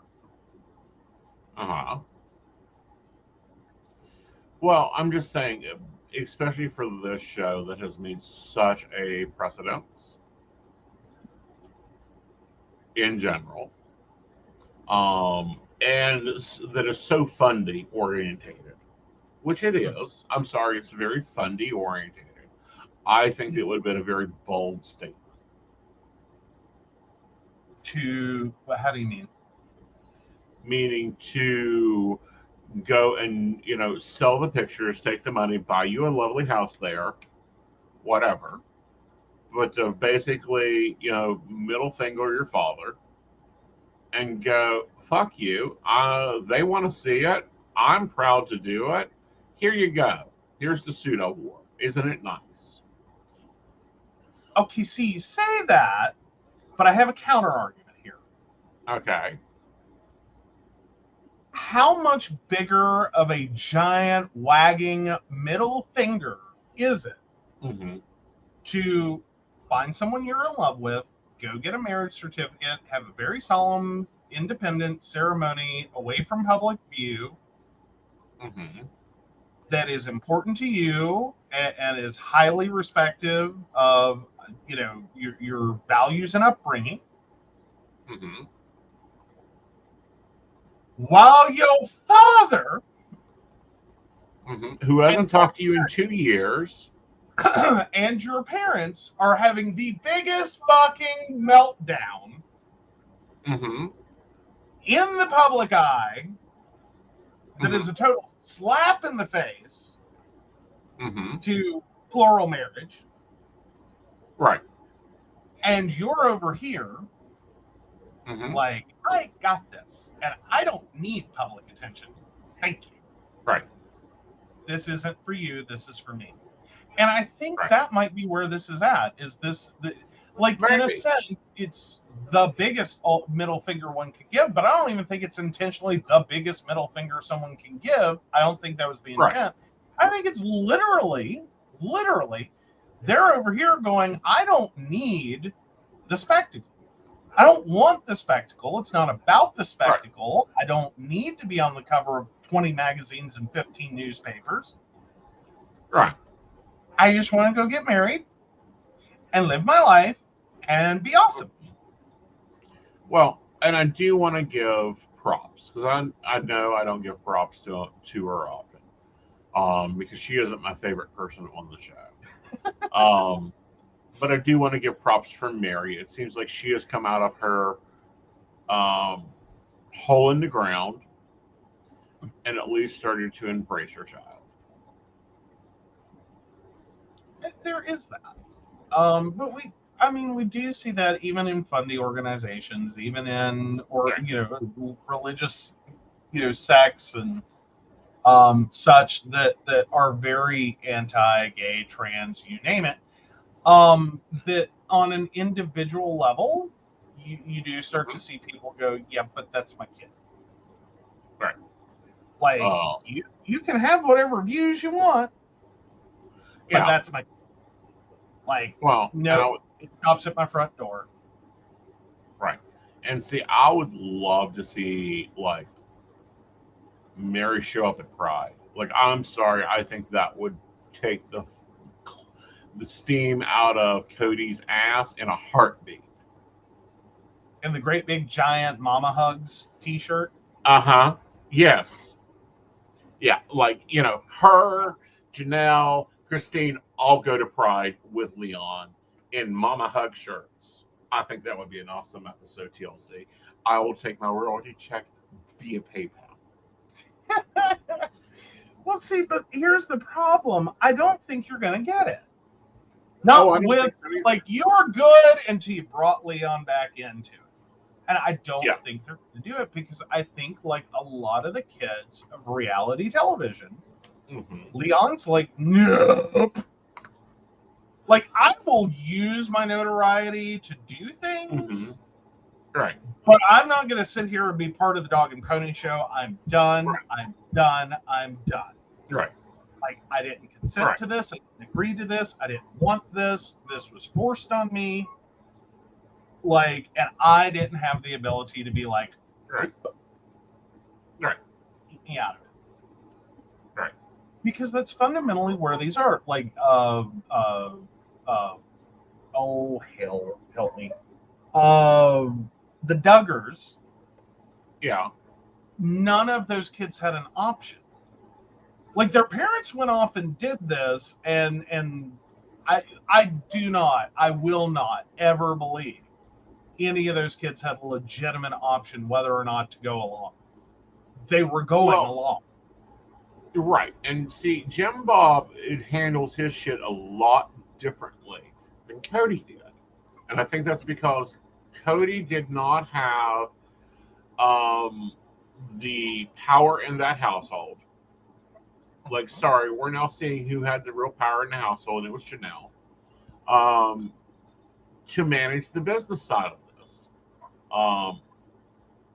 He did not have women that believed in, you should be available and smiling and happy for your husband at any time in any of his schemes. Yes, that was penned. Go watch Shiny Happy People. Yes, that's all I have to say. If you are interested in the true story behind the Duggars, go watch Shiny Happy People. And there's been a lot of dissection online of the Duggar family. Like, in retrospect, like, there's a lot of dissection of, like, this shit's scary if you listen to it right. Right. Like, we just kind of all went along back then, like, okay, whatever. And now you go back and watch it, and it's like, oh. Yeah. Oh, that sounds like child abuse. Oh, that sounds like, a lot of things. But, we wanted to believe. I think everyone wanted to believe. You know what I mean? Like, the original, like, story as they were telling it. And then we've seen how it turned out, and it's like, no, it wasn't real. This wasn't a real story. This was what they told us. Well, and the reality was so murky. See, that's the thing, though. If you grew up in any form of the fundamentals, you knew it was a fucking lie. You saw it before and went, no fucking way. They are not doing blanket training. Oh, no fucking way. You need to be joyous and happy at all times. I never watched the Duggars. I watched the aftermath of the Duggars. Because it was just like, this is just pure fucking evil. Because it is. Well, and I don't know that, like, because I the only one I ever got wrapped up in. Like, I avoided most of the TLC program. But John and Kate plus 8. That was the one exception. And I'm sorry, I saw that divorce coming a mile away. Like there was no way they were going to make it. Because just the level of animosity, just so thinly below the surface that she had. Yeah. Like just the thinnest veneer of trying to be appropriate in public. I was, and I'm talking way back in the beginning. In the beginning. Because that was what, late 90s, early 2000s? Early 2000s. Early 2000s. Yeah, that was the only one that, like, I got caught up in, and I just kept waiting for it to break. Like, at what point is this woman going to finally break down? Because she was on the edge every single time she was on camera. You could just tell this woman is about to explode. But all the other ones, it was just this great big happy thing. Yeah. No, and like, I don't know, Children of the Corn, it was creepy. Yeah, well, and some of them are creepy. Like that exists. Yeah. Well, but that's where we were, I think, is that some of these people exist. They're just really happy people. Right. And, like, you know, our lives suck. Okay, cool. Right. You know, maybe I've made bad choices. And then everything comes out and you're like, or not. Like, I'm feeling a little better about myself. Right.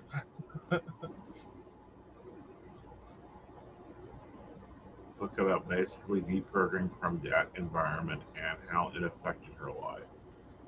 Yeah, Tia Levings wrote a book about, and she was one of the people they interviewed on that show. Yeah. Right. Yeah. Yeah.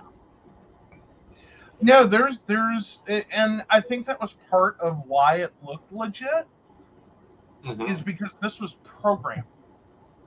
Right. This was call and response. You have conditioned these people Pavlovian, right, to exist on fake happy.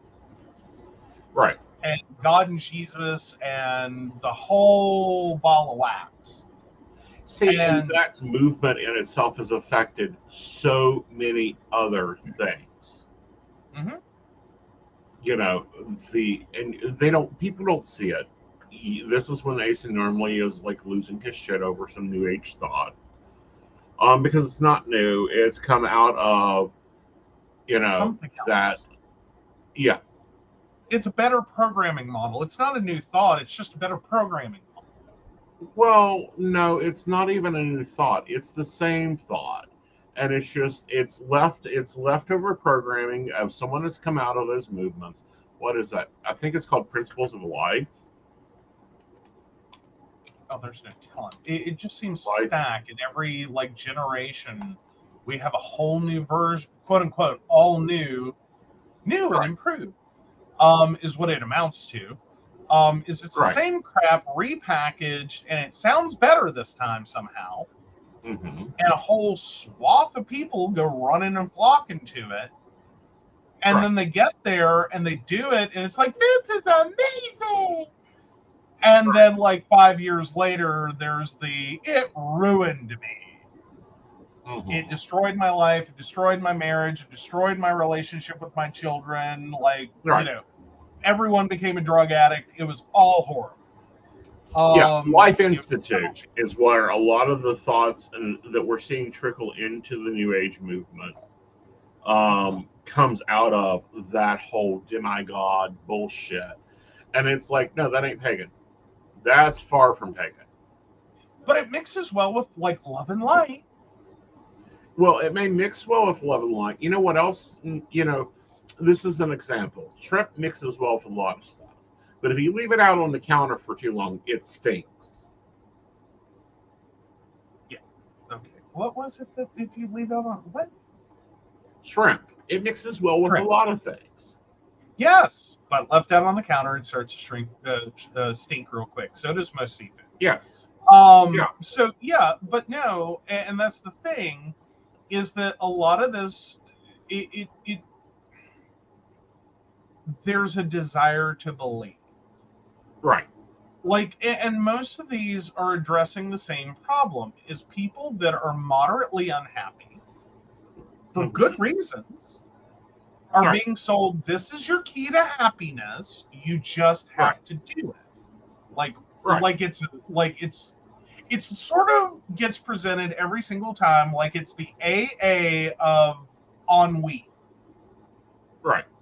That like you're not horribly miserable and maladjusted, but you're not really happy. So if you work the 12-step program, you will achieve happiness. Right.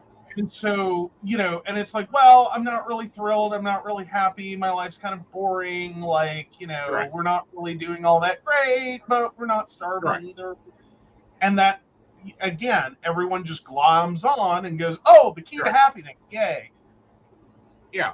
But thoughts that have bled into the new age but took a taint through it is like, your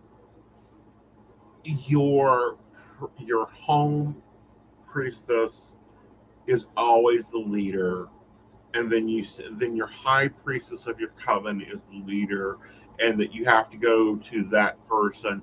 They know what's right. No, they don't. That comes out of the this Life Institute idea that the leader of the Life Institute, I forget his name, he was divine from God, and you have to follow what he says. And that's for the men. And then the men control the women, and the women control the kids, and the Children. kids kick You're right. the puppy. And rape their sisters. Right. What? It's how it works out. It is. But, and then we see that in larger traditions. Oh, Goddard. Yeah, Goddard. Well, I we think see that, that trickled down in larger traditions of Wicca. That this person is right in everything they do. If they put it in a book, it's absolute truth. Right, is that you have the Almighty, whatever your Almighty is, Mm-hmm. and then the mouthpiece of the Almighty. Right. And then they create a little army, Mm-hmm. and that little army has little troops, and then those troops have little, other troops, and this is all supposed to lead to Happy Land. Yes. And over and over and over again, it doesn't. Mm-hmm. Because the It premises are basically hate all the people that I hate, live according to this hierarchical structure that, really isn't good the further down the hierarchy you get. Right. And ascribe to a bunch of things that are annoying moral arguments that basically divide people harshly. Right. And then, ta-da! We're all happy. Yeah.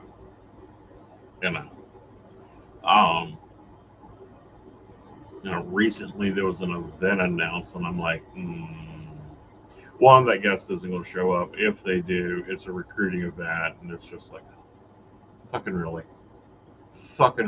Well, and the one other thing that goes with this is, and don't think. Yeah. Don't think, don't ask questions, don't challenge, just take the word of the Almighty as given by the mouthpiece to your higher authority, and just keep pushing it down the line, and don't ask questions, don't think. Right. Don't ever think. Yeah, don't think for yourself, just do your lessons. Just do it.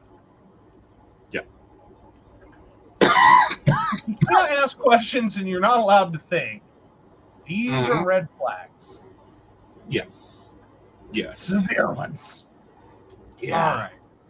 Yeah. So anyway, that's a long ways from Leon Brown, who I hope that's a lovely. Well, no, I would love to see more of Leon's life. Oh, Shannon says their mom had a ton of Goddard's books. Yeah. Oh yeah. Also a red flag. In my opinion. I'm sure. Well, no, I'm really sure that they're no longer here. But there used to be a lot of Goddard's books here. Oof. which isn't a problem if you read them and go, what the fuck was that? Yeah. But if you read them and go, you know, this guy makes a good point. Yeah, that's your red flag. That's the true red flag. I'm just saying, when you see them on the shelf, that's a reason for pause and questions. And if you're told don't ask questions, run quickly. Right. All right. So we're going to move into our Reddit columns. And I'm sending you mine. Do you have yours, or do you want the power of the mouse to choose? Oh, let's go with the power of mouse. All right. Yes, guys, we're going a little long tonight because I'm in the mood to talk. Yes.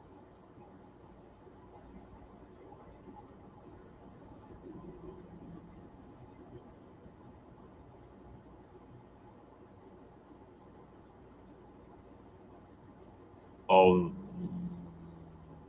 all right. This is power of the mouse, so children may need to close their ears. Why is it when you I normally choose try to always scream. something that's like Reddit after dark? All right. Am I the asshole for being petty, or was it deserved? I just went through a drive-through, and they made me wait at one of the windows for my order. She brings me out the order and went to drop off one in another car. I checked to make sure everything was there and noticed they gave me a regular fry instead of the large I ordered. I waved her down as she was walking back inside and politely told her I ordered a large fry instead of a medium. She got snappy with me and asked to see my receipt and asked for the fries back, and then came back outside and told me, you only ordered a medium and you'll have to pay the difference. I told her the person ringing in the order clearly didn't hear me say large fries, but whatever. It's almost like she thought I was trying to scam them for an extra dollar's worth of fries. So I whipped out $100 bill and gave it to her and told her I wanted a receipt showing the difference of a large fry and a medium fry for my change, please. Then she told me she'd get me a large fry and not have to pay. I probably have spit on my fries, but it was funny nonetheless.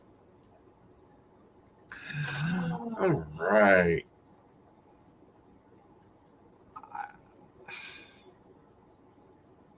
Everyone's shitty here.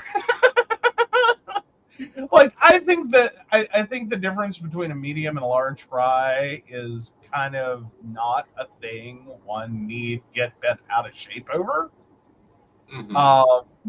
Especially if you got what you technically paid for. Right. Like, that's generally my thing, is like, if I didn't, like, it's one thing if I ordered something and I got something totally unexpected, or there's no possible way I could eat that. Right. Like, you know, if you're handing me the aloe vera special, I'm going, no, you can get that away from me quickly.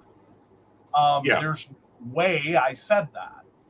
Like, right. I don't know where someone's brain was, but I can't eat that. I can't even be near that. Right. Should not be near. Because I'm just asking for problems. Right. But then to turn around and like whip out $100 bill, knowing that the difference is probably going to be maybe $1, less than $1. Right. That's petty. That's really petty. Right. Because you know that's going to be a pain in the ass. Right. So ultimately, the $100 bill, you got your fries for free because, of course, you got your fries for free because no one wants to go re-ring that for a which, again, technically, the employee probably shouldn't have really gone there to begin with. Right. You know what I mean? Like, quit being petty over fries. They're just fries. I know there's waste and the costs associated, and I get that. I do. Right. I really, for this one, I would love you to page the invisible with the situation and ask him what protocol is. Oh, fun. Let's see if we can get an assistant for that one. Oh.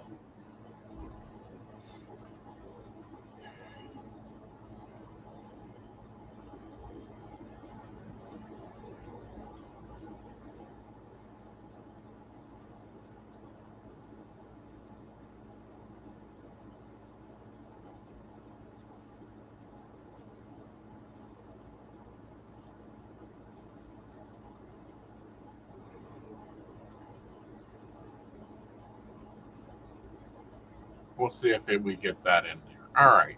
So the poll is up. What are they petty for handing them a $100 bill to pay for the difference between a large fry and a medium fry?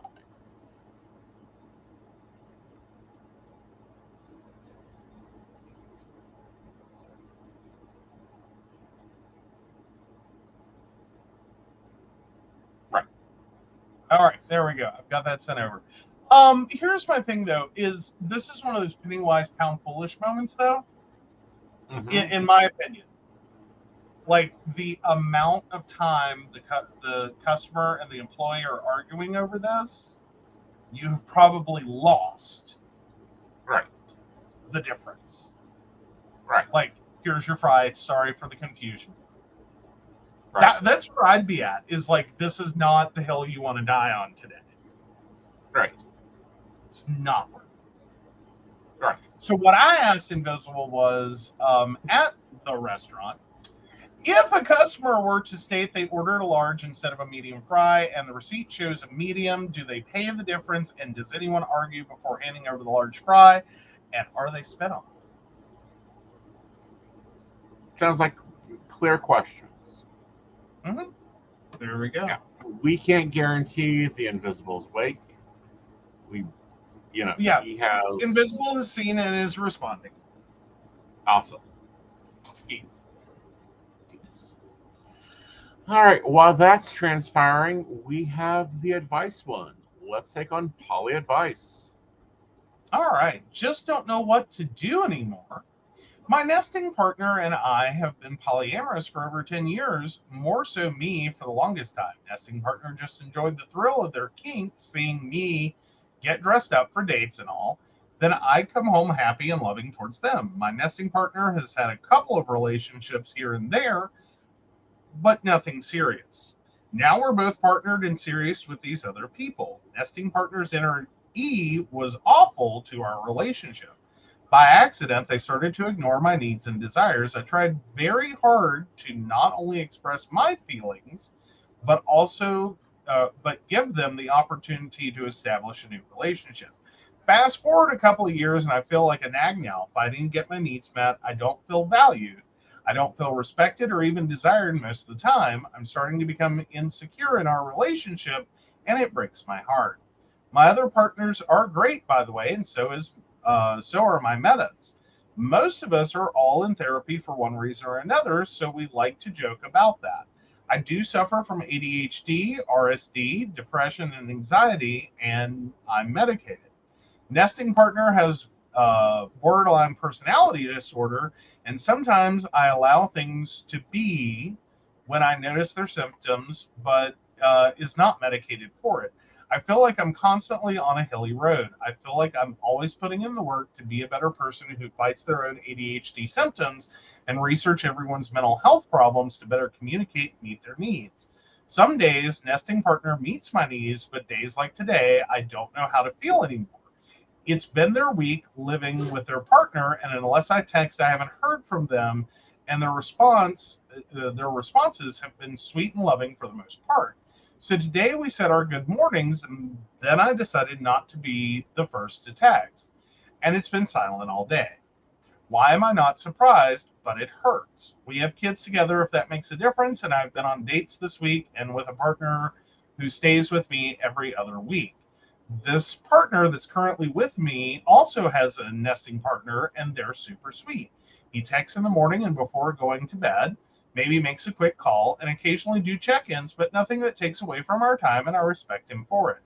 Do I want the same from this partner to my meadow with my nesting partner to me? No, I don't expect that. However, lack of communication or making me feel special is breaking me down, because when they get home with me, their introvert battery needs recharging, and I feel like all I get is passive time, never quality time, unless I put in the work to go on dates. I just want to feel as special by them as my partners do, or how I know they make their partners feel. Is that too much to ask? Like I said, I've asked countless times, and for a while I get what I need, but then it's like they get comfortable and forget to continue. And I've told them it makes me feel like I'm a chore than their other love. I don't know. Okay. So it sounds to me that you're doing comparisons games here. Look, sorry, I think you are. You know, being one of the partners that was in multiple households in a week, um, and I understand you're doing every other week. That can get complicated. There's also a lot to keep in memory of, and then balancing everything else. So with that, I think that if you're the one normally leading the dance, i.e., you put in all the work, your partner's used to that. Like, it kind of reads grass is green. Right. Like, you didn't know what you could have had till you saw someone else get it. Right. And then you're like, but I want that. Right. I also think there is like a long-term relationship effect that much like you're talking about, like we each have our roles in our relationships as it relates to our relationships. Right. You know, what's normal for any relationship may be totally abnormal, weird, and unexpected in any other relationship, including any other relationship that person is currently in. Mm-hmm. Trying to judge your partner based on how they act in your relationship with you against how they act in a relationship with others, I really have problems with. Yeah. Because it kind of forgets that, okay, but we're not always the same people with other people. Different people dynamics act differently. Mm-hmm. Right. Like, you know what I mean? Like, I'm not the same person with everybody. Like, there's not just a stock Joe action figure that pops off a shelf and it's like, hi, I'm Joe. Yeah, there is, and if that one comes out, you're in trouble. But anyhow. Oh yeah, that's the scary person is like, the nicer I get, the more you should be afraid. Right. But no. But looking at it this way, it's kind of like, here's an example of how this works. And this occurred recently. Everyone knows me and Joe have been escaping to the national parks. We've gone hiking, we've gone swimming, yada, yada, yada. There was a park that I wasn't sure would be good for either activity. Me and Invisible did not have plans. Let me restate that. Me and Invisible did not have plans. So I said, do you mind if we do X and Y? He's like, sure, I don't care. I have a tournament at this time. Make sure I have cell signal. Great, we can do that. Not a problem.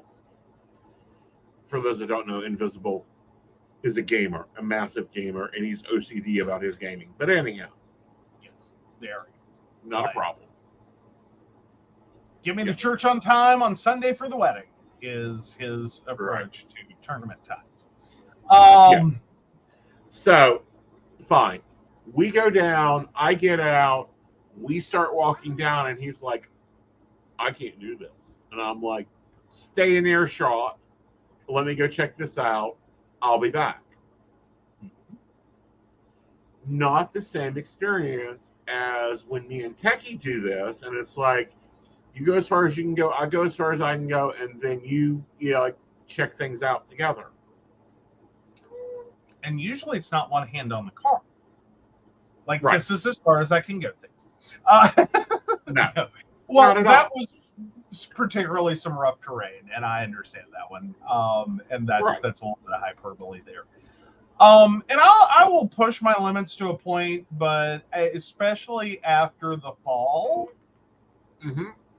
Y'all remember when I had the great big bruised elbow from hell? Yeah. I've really backed off on like how far I'm gonna go. Yeah, two people-y is a thing, Shannon. Two people. Yeah. Yeah. Like, he gets that, like, oh my God, we have an inverse relationship talking about that. With restaurants. The best thing in the world he can see is an empty parking lot.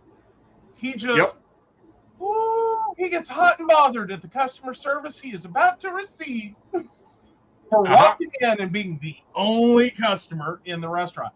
I see an empty parking lot and I go, what is their current health grade?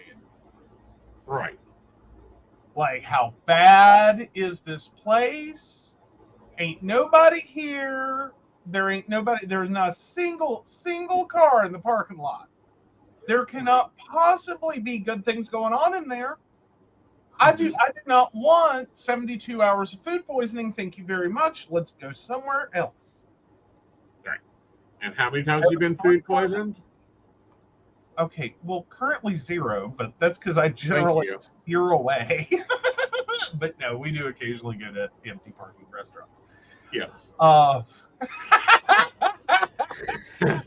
we going to need more than one bathroom tonight? Amen. Preach on.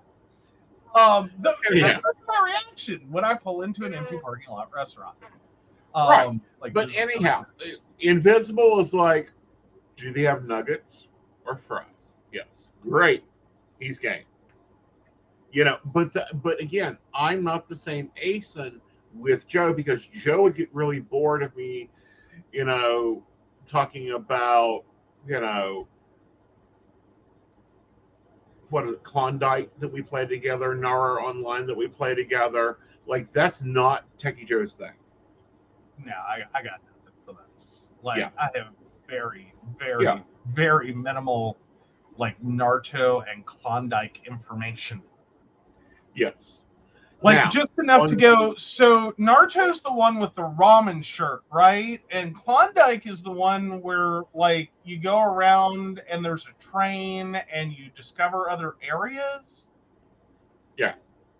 And that's all I got. That's it. Like, that's as far as I'm getting in that conversation, because I don't know. Right. But when we're away, I communicate differently with the other partner when we're away. Joe, he's lucky if he hears from me. He doesn't need that. He doesn't want that. He wants his alone time. Yes, please. Yes. Sorry, I'm a plastic houseplant, and I understand. Yeah. I really do. Right. And this relationship article, like the dead introvert battery, is a real honest to God thing. Right. And that's more so what I'm talking about when it's like, yes, please go away. Is because for me, I feel like there's almost a performance expectation when I get out of bed in the morning when there are other people around. Whereas, like, zero energy do I use through my day if I talk to no one else. Now, this does build up to critical levels, like an overcharged battery. Like, I go from depleted to full, and then, like, no, I have to go talk to other people or I'm going to explode. Right. Like, pillowing here, people. Yeah. You know, so when I'm away with Joe, Invisible gets a call in the morning, he gets a call in the afternoon, he gets a call at night, and there may be text exchanges throughout the day. Yes. When I'm away with Invisible, there's a call when we make it there, there's a call on the way home to see if we need to get something. Mm-hmm. There may be other calls of I'm sleepy, he's asleep in the car, you're going to talk to me until I get home.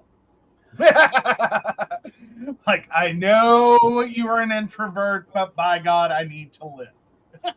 Yes. We do not need an insurance claim or property damage. We are going to eradicate this situation now. Entertain me. Yes. What are you doing? Who is he? You know, describing to me. I may know him. Is where we're at with that conversation. But, you know, it's always, you know, there's differences. Yeah, well, and there are throughout. Well, and it's with everyone. Like we're just trying to, like, you're just putting it in context of relationships. I'm sitting here going, I think we're all different people for everyone. Right. And that's because he's comparing relationship A to relationship B. And going, but relationship C over here that has nothing to do with the hinge partner, Here is so different, and that's what I want. And it's like, no, you don't. That will drive you crazy. More importantly, you're not the same person. Right. And generally, like we all establish boundaries of normal within our relationships individually. Yes. And so I mean, it can be the most normal thing in this world for me to turn around and be like, bitch, what the fuck you talking about, to Aeson. Yeah. I'm not doing that with a client. I have friends I won't do that to. I have siblings I would never do that to. Yeah. Like, and you know, obviously I've known my siblings longer than him. I have friends I've known longer than him. That's not gonna fly. Yeah. But I can do that. Like, that's the way we communicate. And I'm sure there could be a moment where it's like, well, he never talks to me like that. I wish he would talk. No, you don't. No, you don't. No, there's other things that come with that. It's not a one and done. Yeah. Like, it's not like you're seeing this one piece of a relationship going, that looks cool. Typically that's a result of many other pieces. And you may not know what all you're asking for. Because that's like it's like Legos, really. Like, when you go to the store, like you don't get to buy a windshield. You got to buy the race car package with the windshield in it. Like, there's a limited number of stores in the world where you could go buy one Lego piece. Right. Most of the time you're at a Walmart and they really frown upon you opening the package, and they have no clue what to do when you get up to the register with, I want to buy one windshield, please. They're like, that's not how this works. Why did you think that's how this works? Right. If this is how this works, we would have a display with all the pieces and you would individually pick them. Right. Now, on the other side of this, and I'm going to throw this out here, when you are busy, when you are stressed, when people are stressed and they're running multiple relationships, things fall through the cracks. Behaviors get comfortable. And that's when you got to take the lead and go, refer back to Article 5, page 4 of April 23rd. If you're that annoyed with it. Well, and sometimes you really have to evaluate, are you annoyed or do you just wish it were different?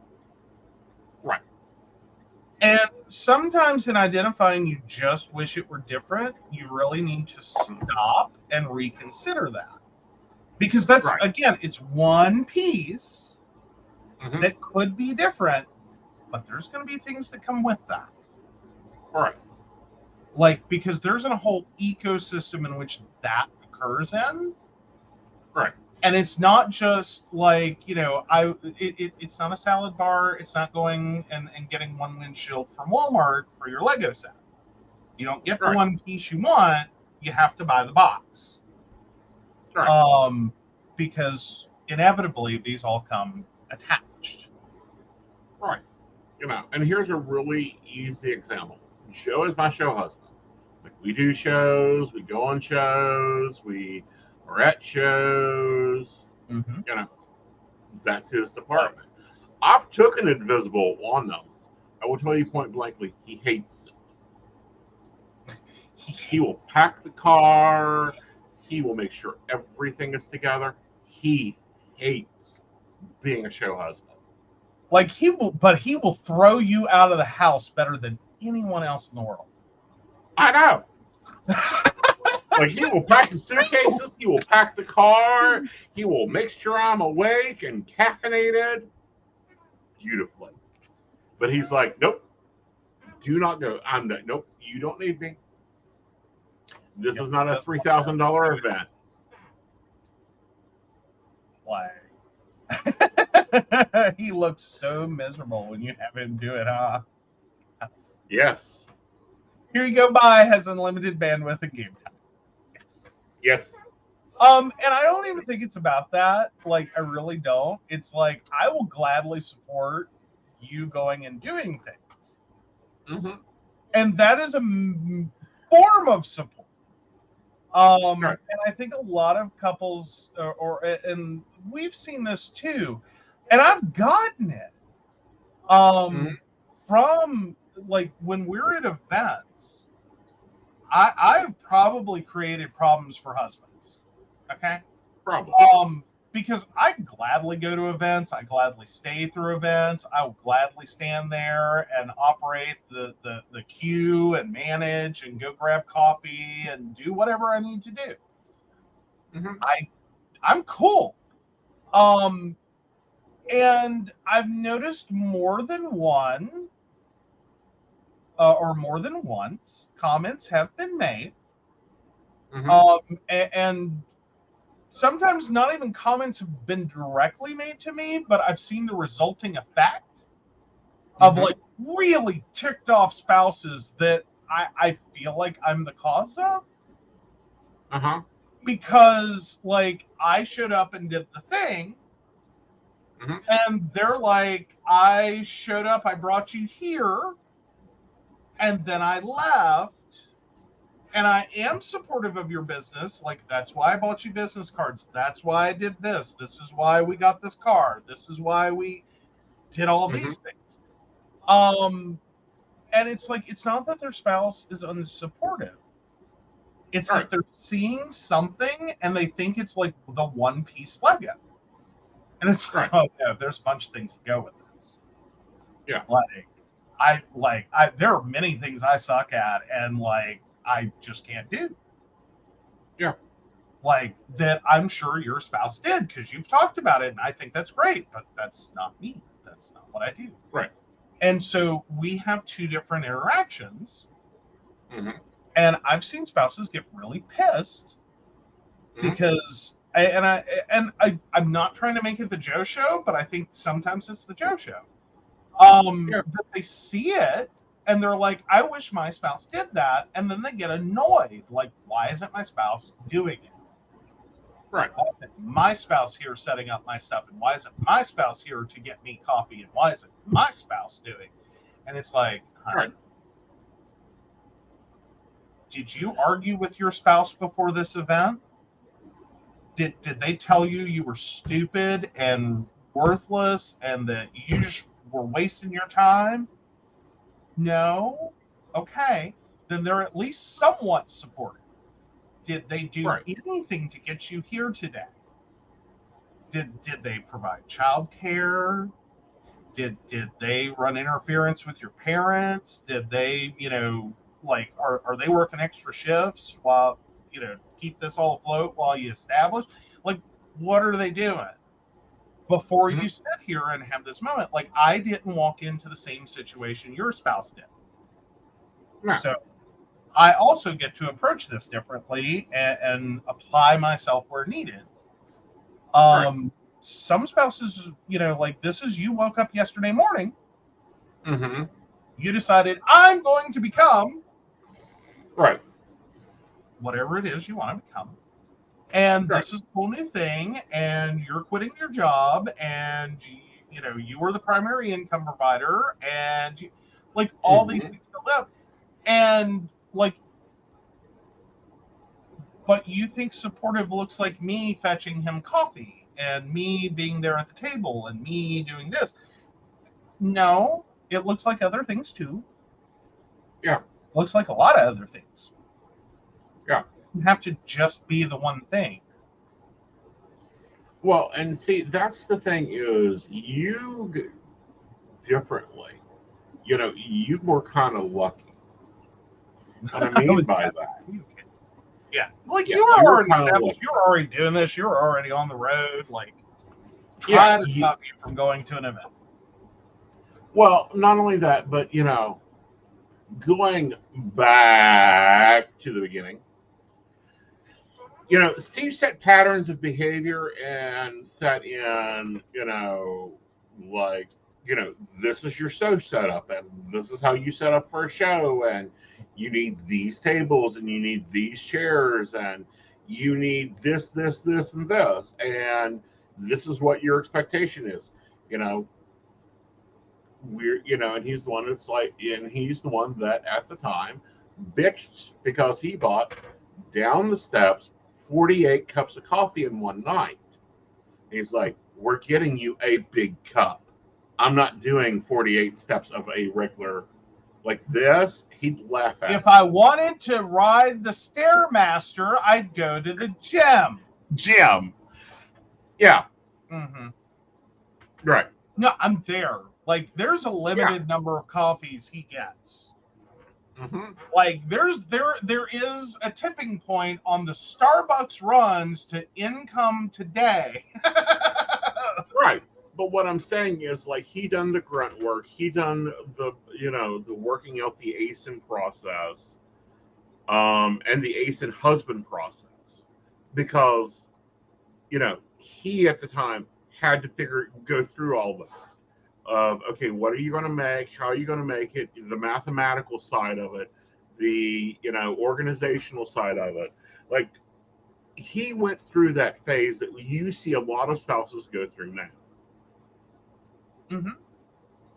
You walked in, there was a process. There's an hour and a half before the show that now the earbuds go in. Before it was the stereo in the car goes up. Right. Well, and there's a flip side to this too. Right. I've been stage crew since middle school. Well, since junior. I know. Right. And I have no problem being the dude in black that no one sees carrying stuff on and off stage. Right. I don't care. I know you're not applauding for me. I'm glad I didn't do anything to cause applause or reaction. That's my purpose, is to just move the things where they need to be and stay out of the way. Because it's not the Joe show. There are many talented people on the stage. I am not the show.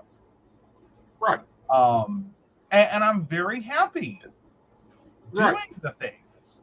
Now, of course, I don't want to get treated like crap while doing the things, and I have had instances in the past of like working events where like there's a miscommunication about like you're an unintelligent, unskilled grunt, and I can treat you like garbage. Thank you, high school for that one. And it's like, oh no, see, there's a big difference. Big difference. But this is a good example of like where you and an invisible split off, but you two complement each other. I don't have to worry that my tables are not in the car when I need to leave. I don't have to also grunt to get them in there. Right. I don't have to worry about them being set up and this layout that I need. You two literally took a job and went, here's my half. I will count the money. I will make sure you got everything ready for you. I will make sure you are set up. I will make sure that when you get home, the house is clean. You can come in. You can decompress. I will leave you alone for an hour and a half before the show and after the show so you can do jazz up and jazz down. Like, y'all two complement each other very well in handling the Aeson. Sometimes not so well handling Raven, but that's because I'm fucking bonkers. Well, there's a few different things to be said there, but getting back to actual events, focusing on actual events. And being there and doing the things is it's basically a pattern.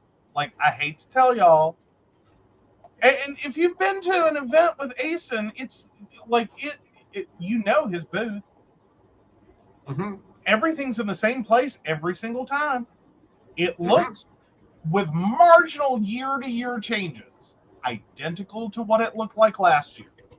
He does not change a lot of stuff. He either likes it or he throws it away. One of the two. There's no in between. There's no discussion. He either likes it and he uses it till it dies, and then he buys a new one. Or he uses it once, hates it, and chunks it. It's heavy. It doesn't fit. It's going to get broken. It's a hazard. Whatever. It gets chunked. It's never going on the road again. It sits on the shelf. He appreciates it, but it's Right. not showable. Right. Well, it's like and it was the most sweetest thing you've done in the early roadie life. I made him a tip jar because I thought I was doing a thing. No. I'm going to take you even back farther than that.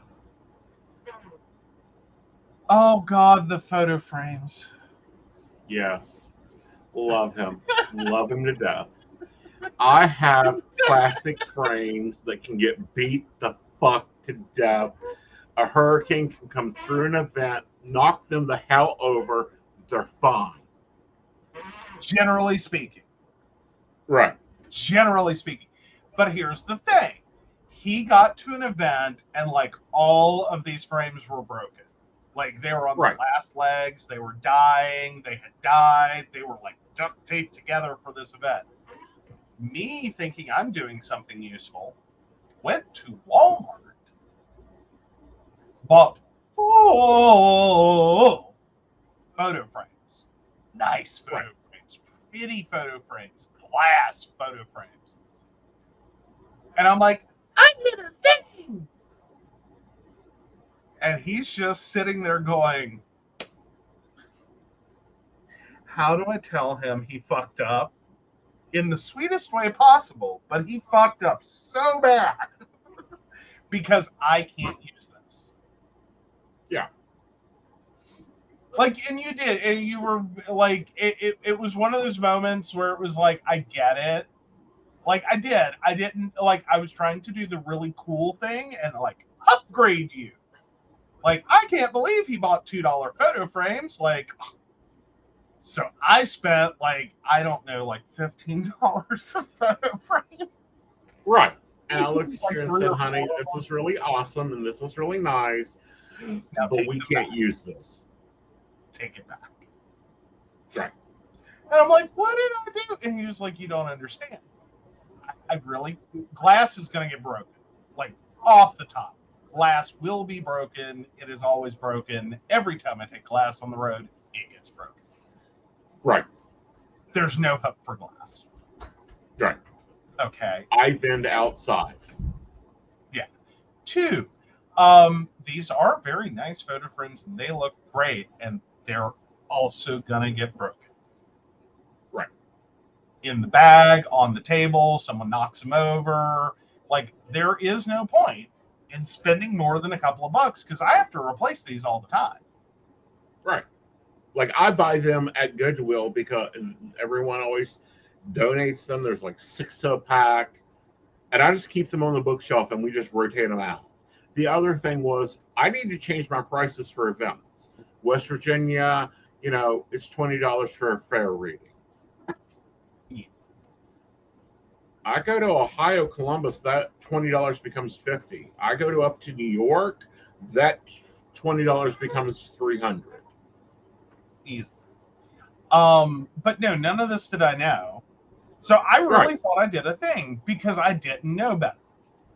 And then it's like, oh, got it. So disposable in this instance is a good thing. Yes. Like we break $2, we don't cry. We made more than $2 at an event. I swear to God, we made more than $2 at every event. Right.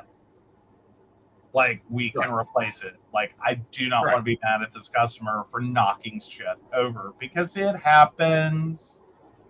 Kids run up and hit the table. We're gonna chunk it in the car hard. Like, we're gonna slam a tailgate on it. We're gonna do something and bust this. Right. It will happen. Right.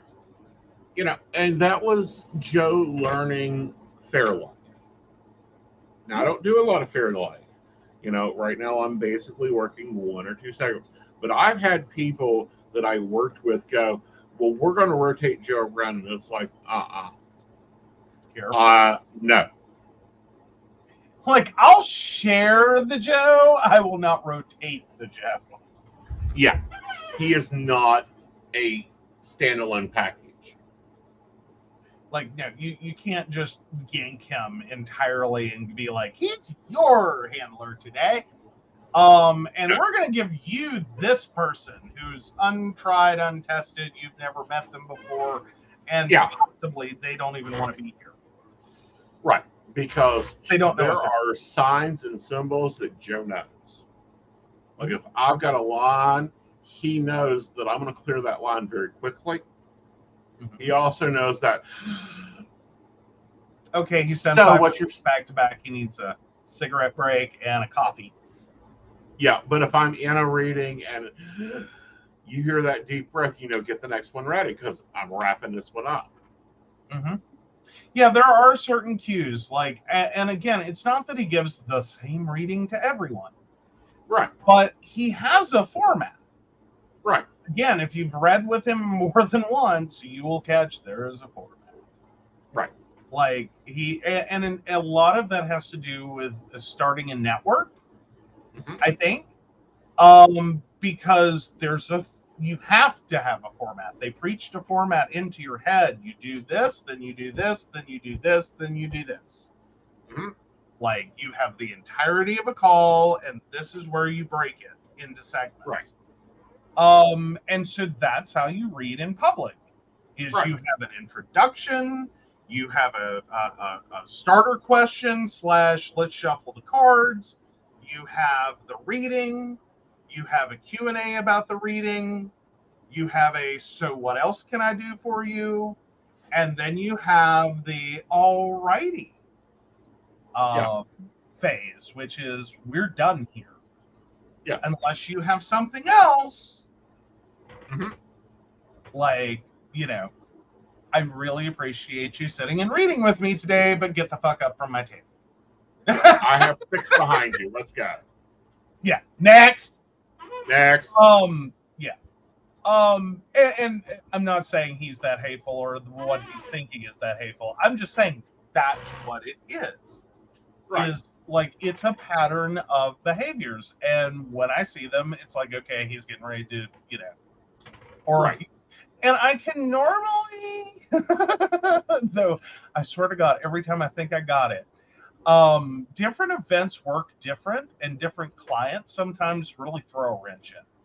Right. Because I know that I sat all the way through, what was it? Beltane in the Hills this year. And I could not call a single reading you were doing that day. They were all over the map. Right. Because we would have people come up and, of course, want to know, like, well, okay, is it going to be, like, how long is it going to be? Right. And I just could not get my timing that day. And that's because we introduced 3 different styles of readings. That's the first event we've done the triple shot.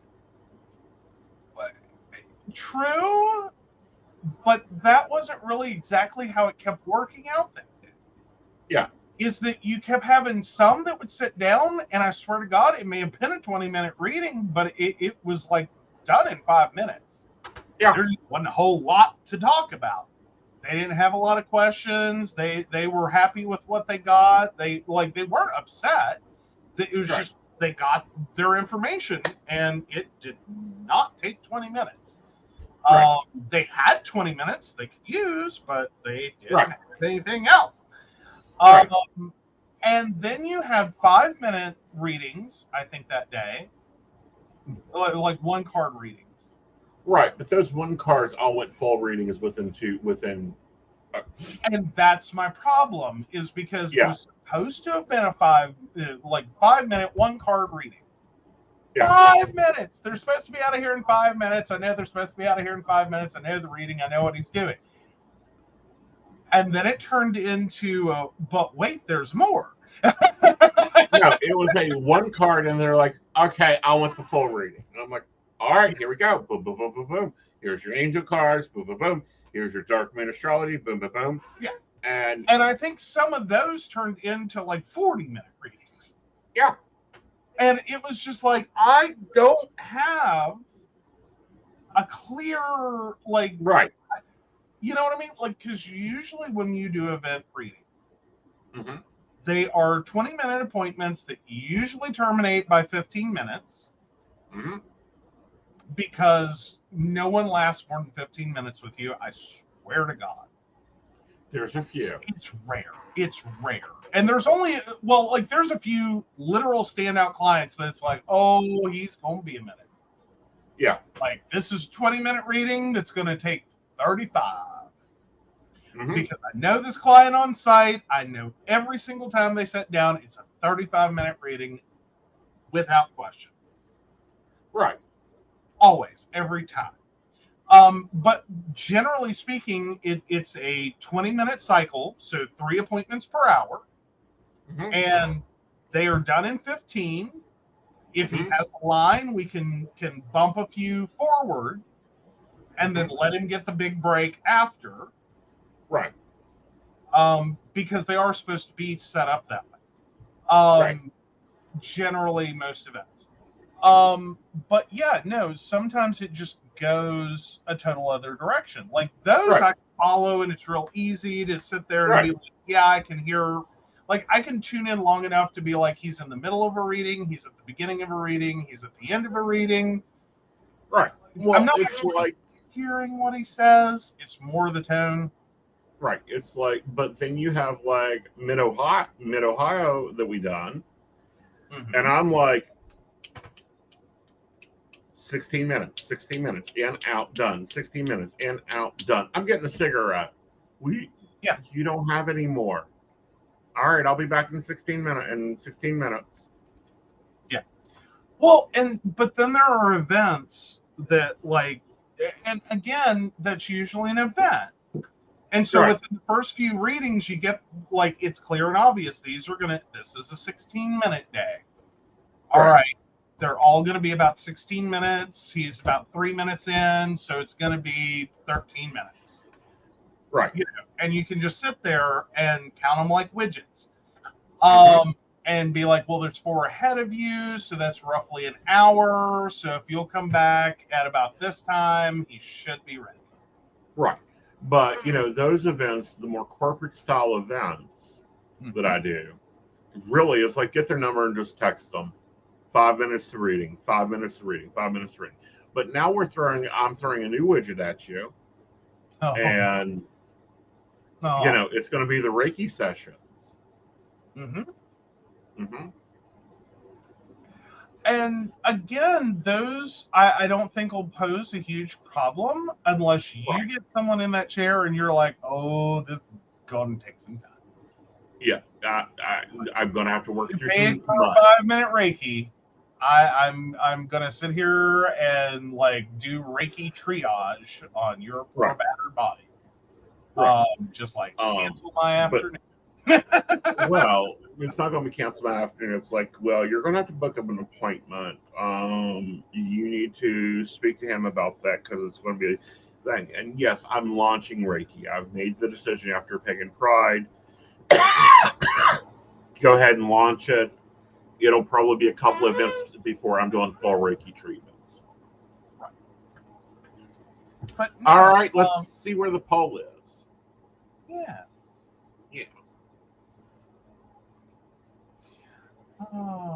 So while we're waiting, you got it. I was going to catch up. So, if this is split down the middle, but it's interesting. Ooh. It is 50%, yes, you are the asshole, and another 50% of everyone is shitty here. Now, read into what the Invisible said. All right, so Invisible says, if the receipt says medium, there's nothing we can do. It would be a manager's call on that, and no, they are not spitting. Right. All right, so we did have commentary about the relationship advice from Miss Shannon. Yeah, so from experience, hubby would get upset. I didn't appear to be excited at something he wanted to go do that I didn't even want to be at. Like, dude, I'm here. I hate this stuff. I'm here because you asked. What more do you expect? And it's usually, I want you to be excited to be here, and that's not happening. That was not an expectation that was relayed before I came, or I'd have told you that's a no. I think think sometimes there are issues in relationships, and I think it is a slightly separate problem, where you really do want to share something you love with someone else, and you want them to have the same passion for the thing that you have for the thing, and they don't, just don't. And so being there, that's your support. Right. Like, I'm doing a thing that I don't like because of you. I'm not mad at you until you ask me to act like I'm happy. And we have issues. Like, I cannot conjure up.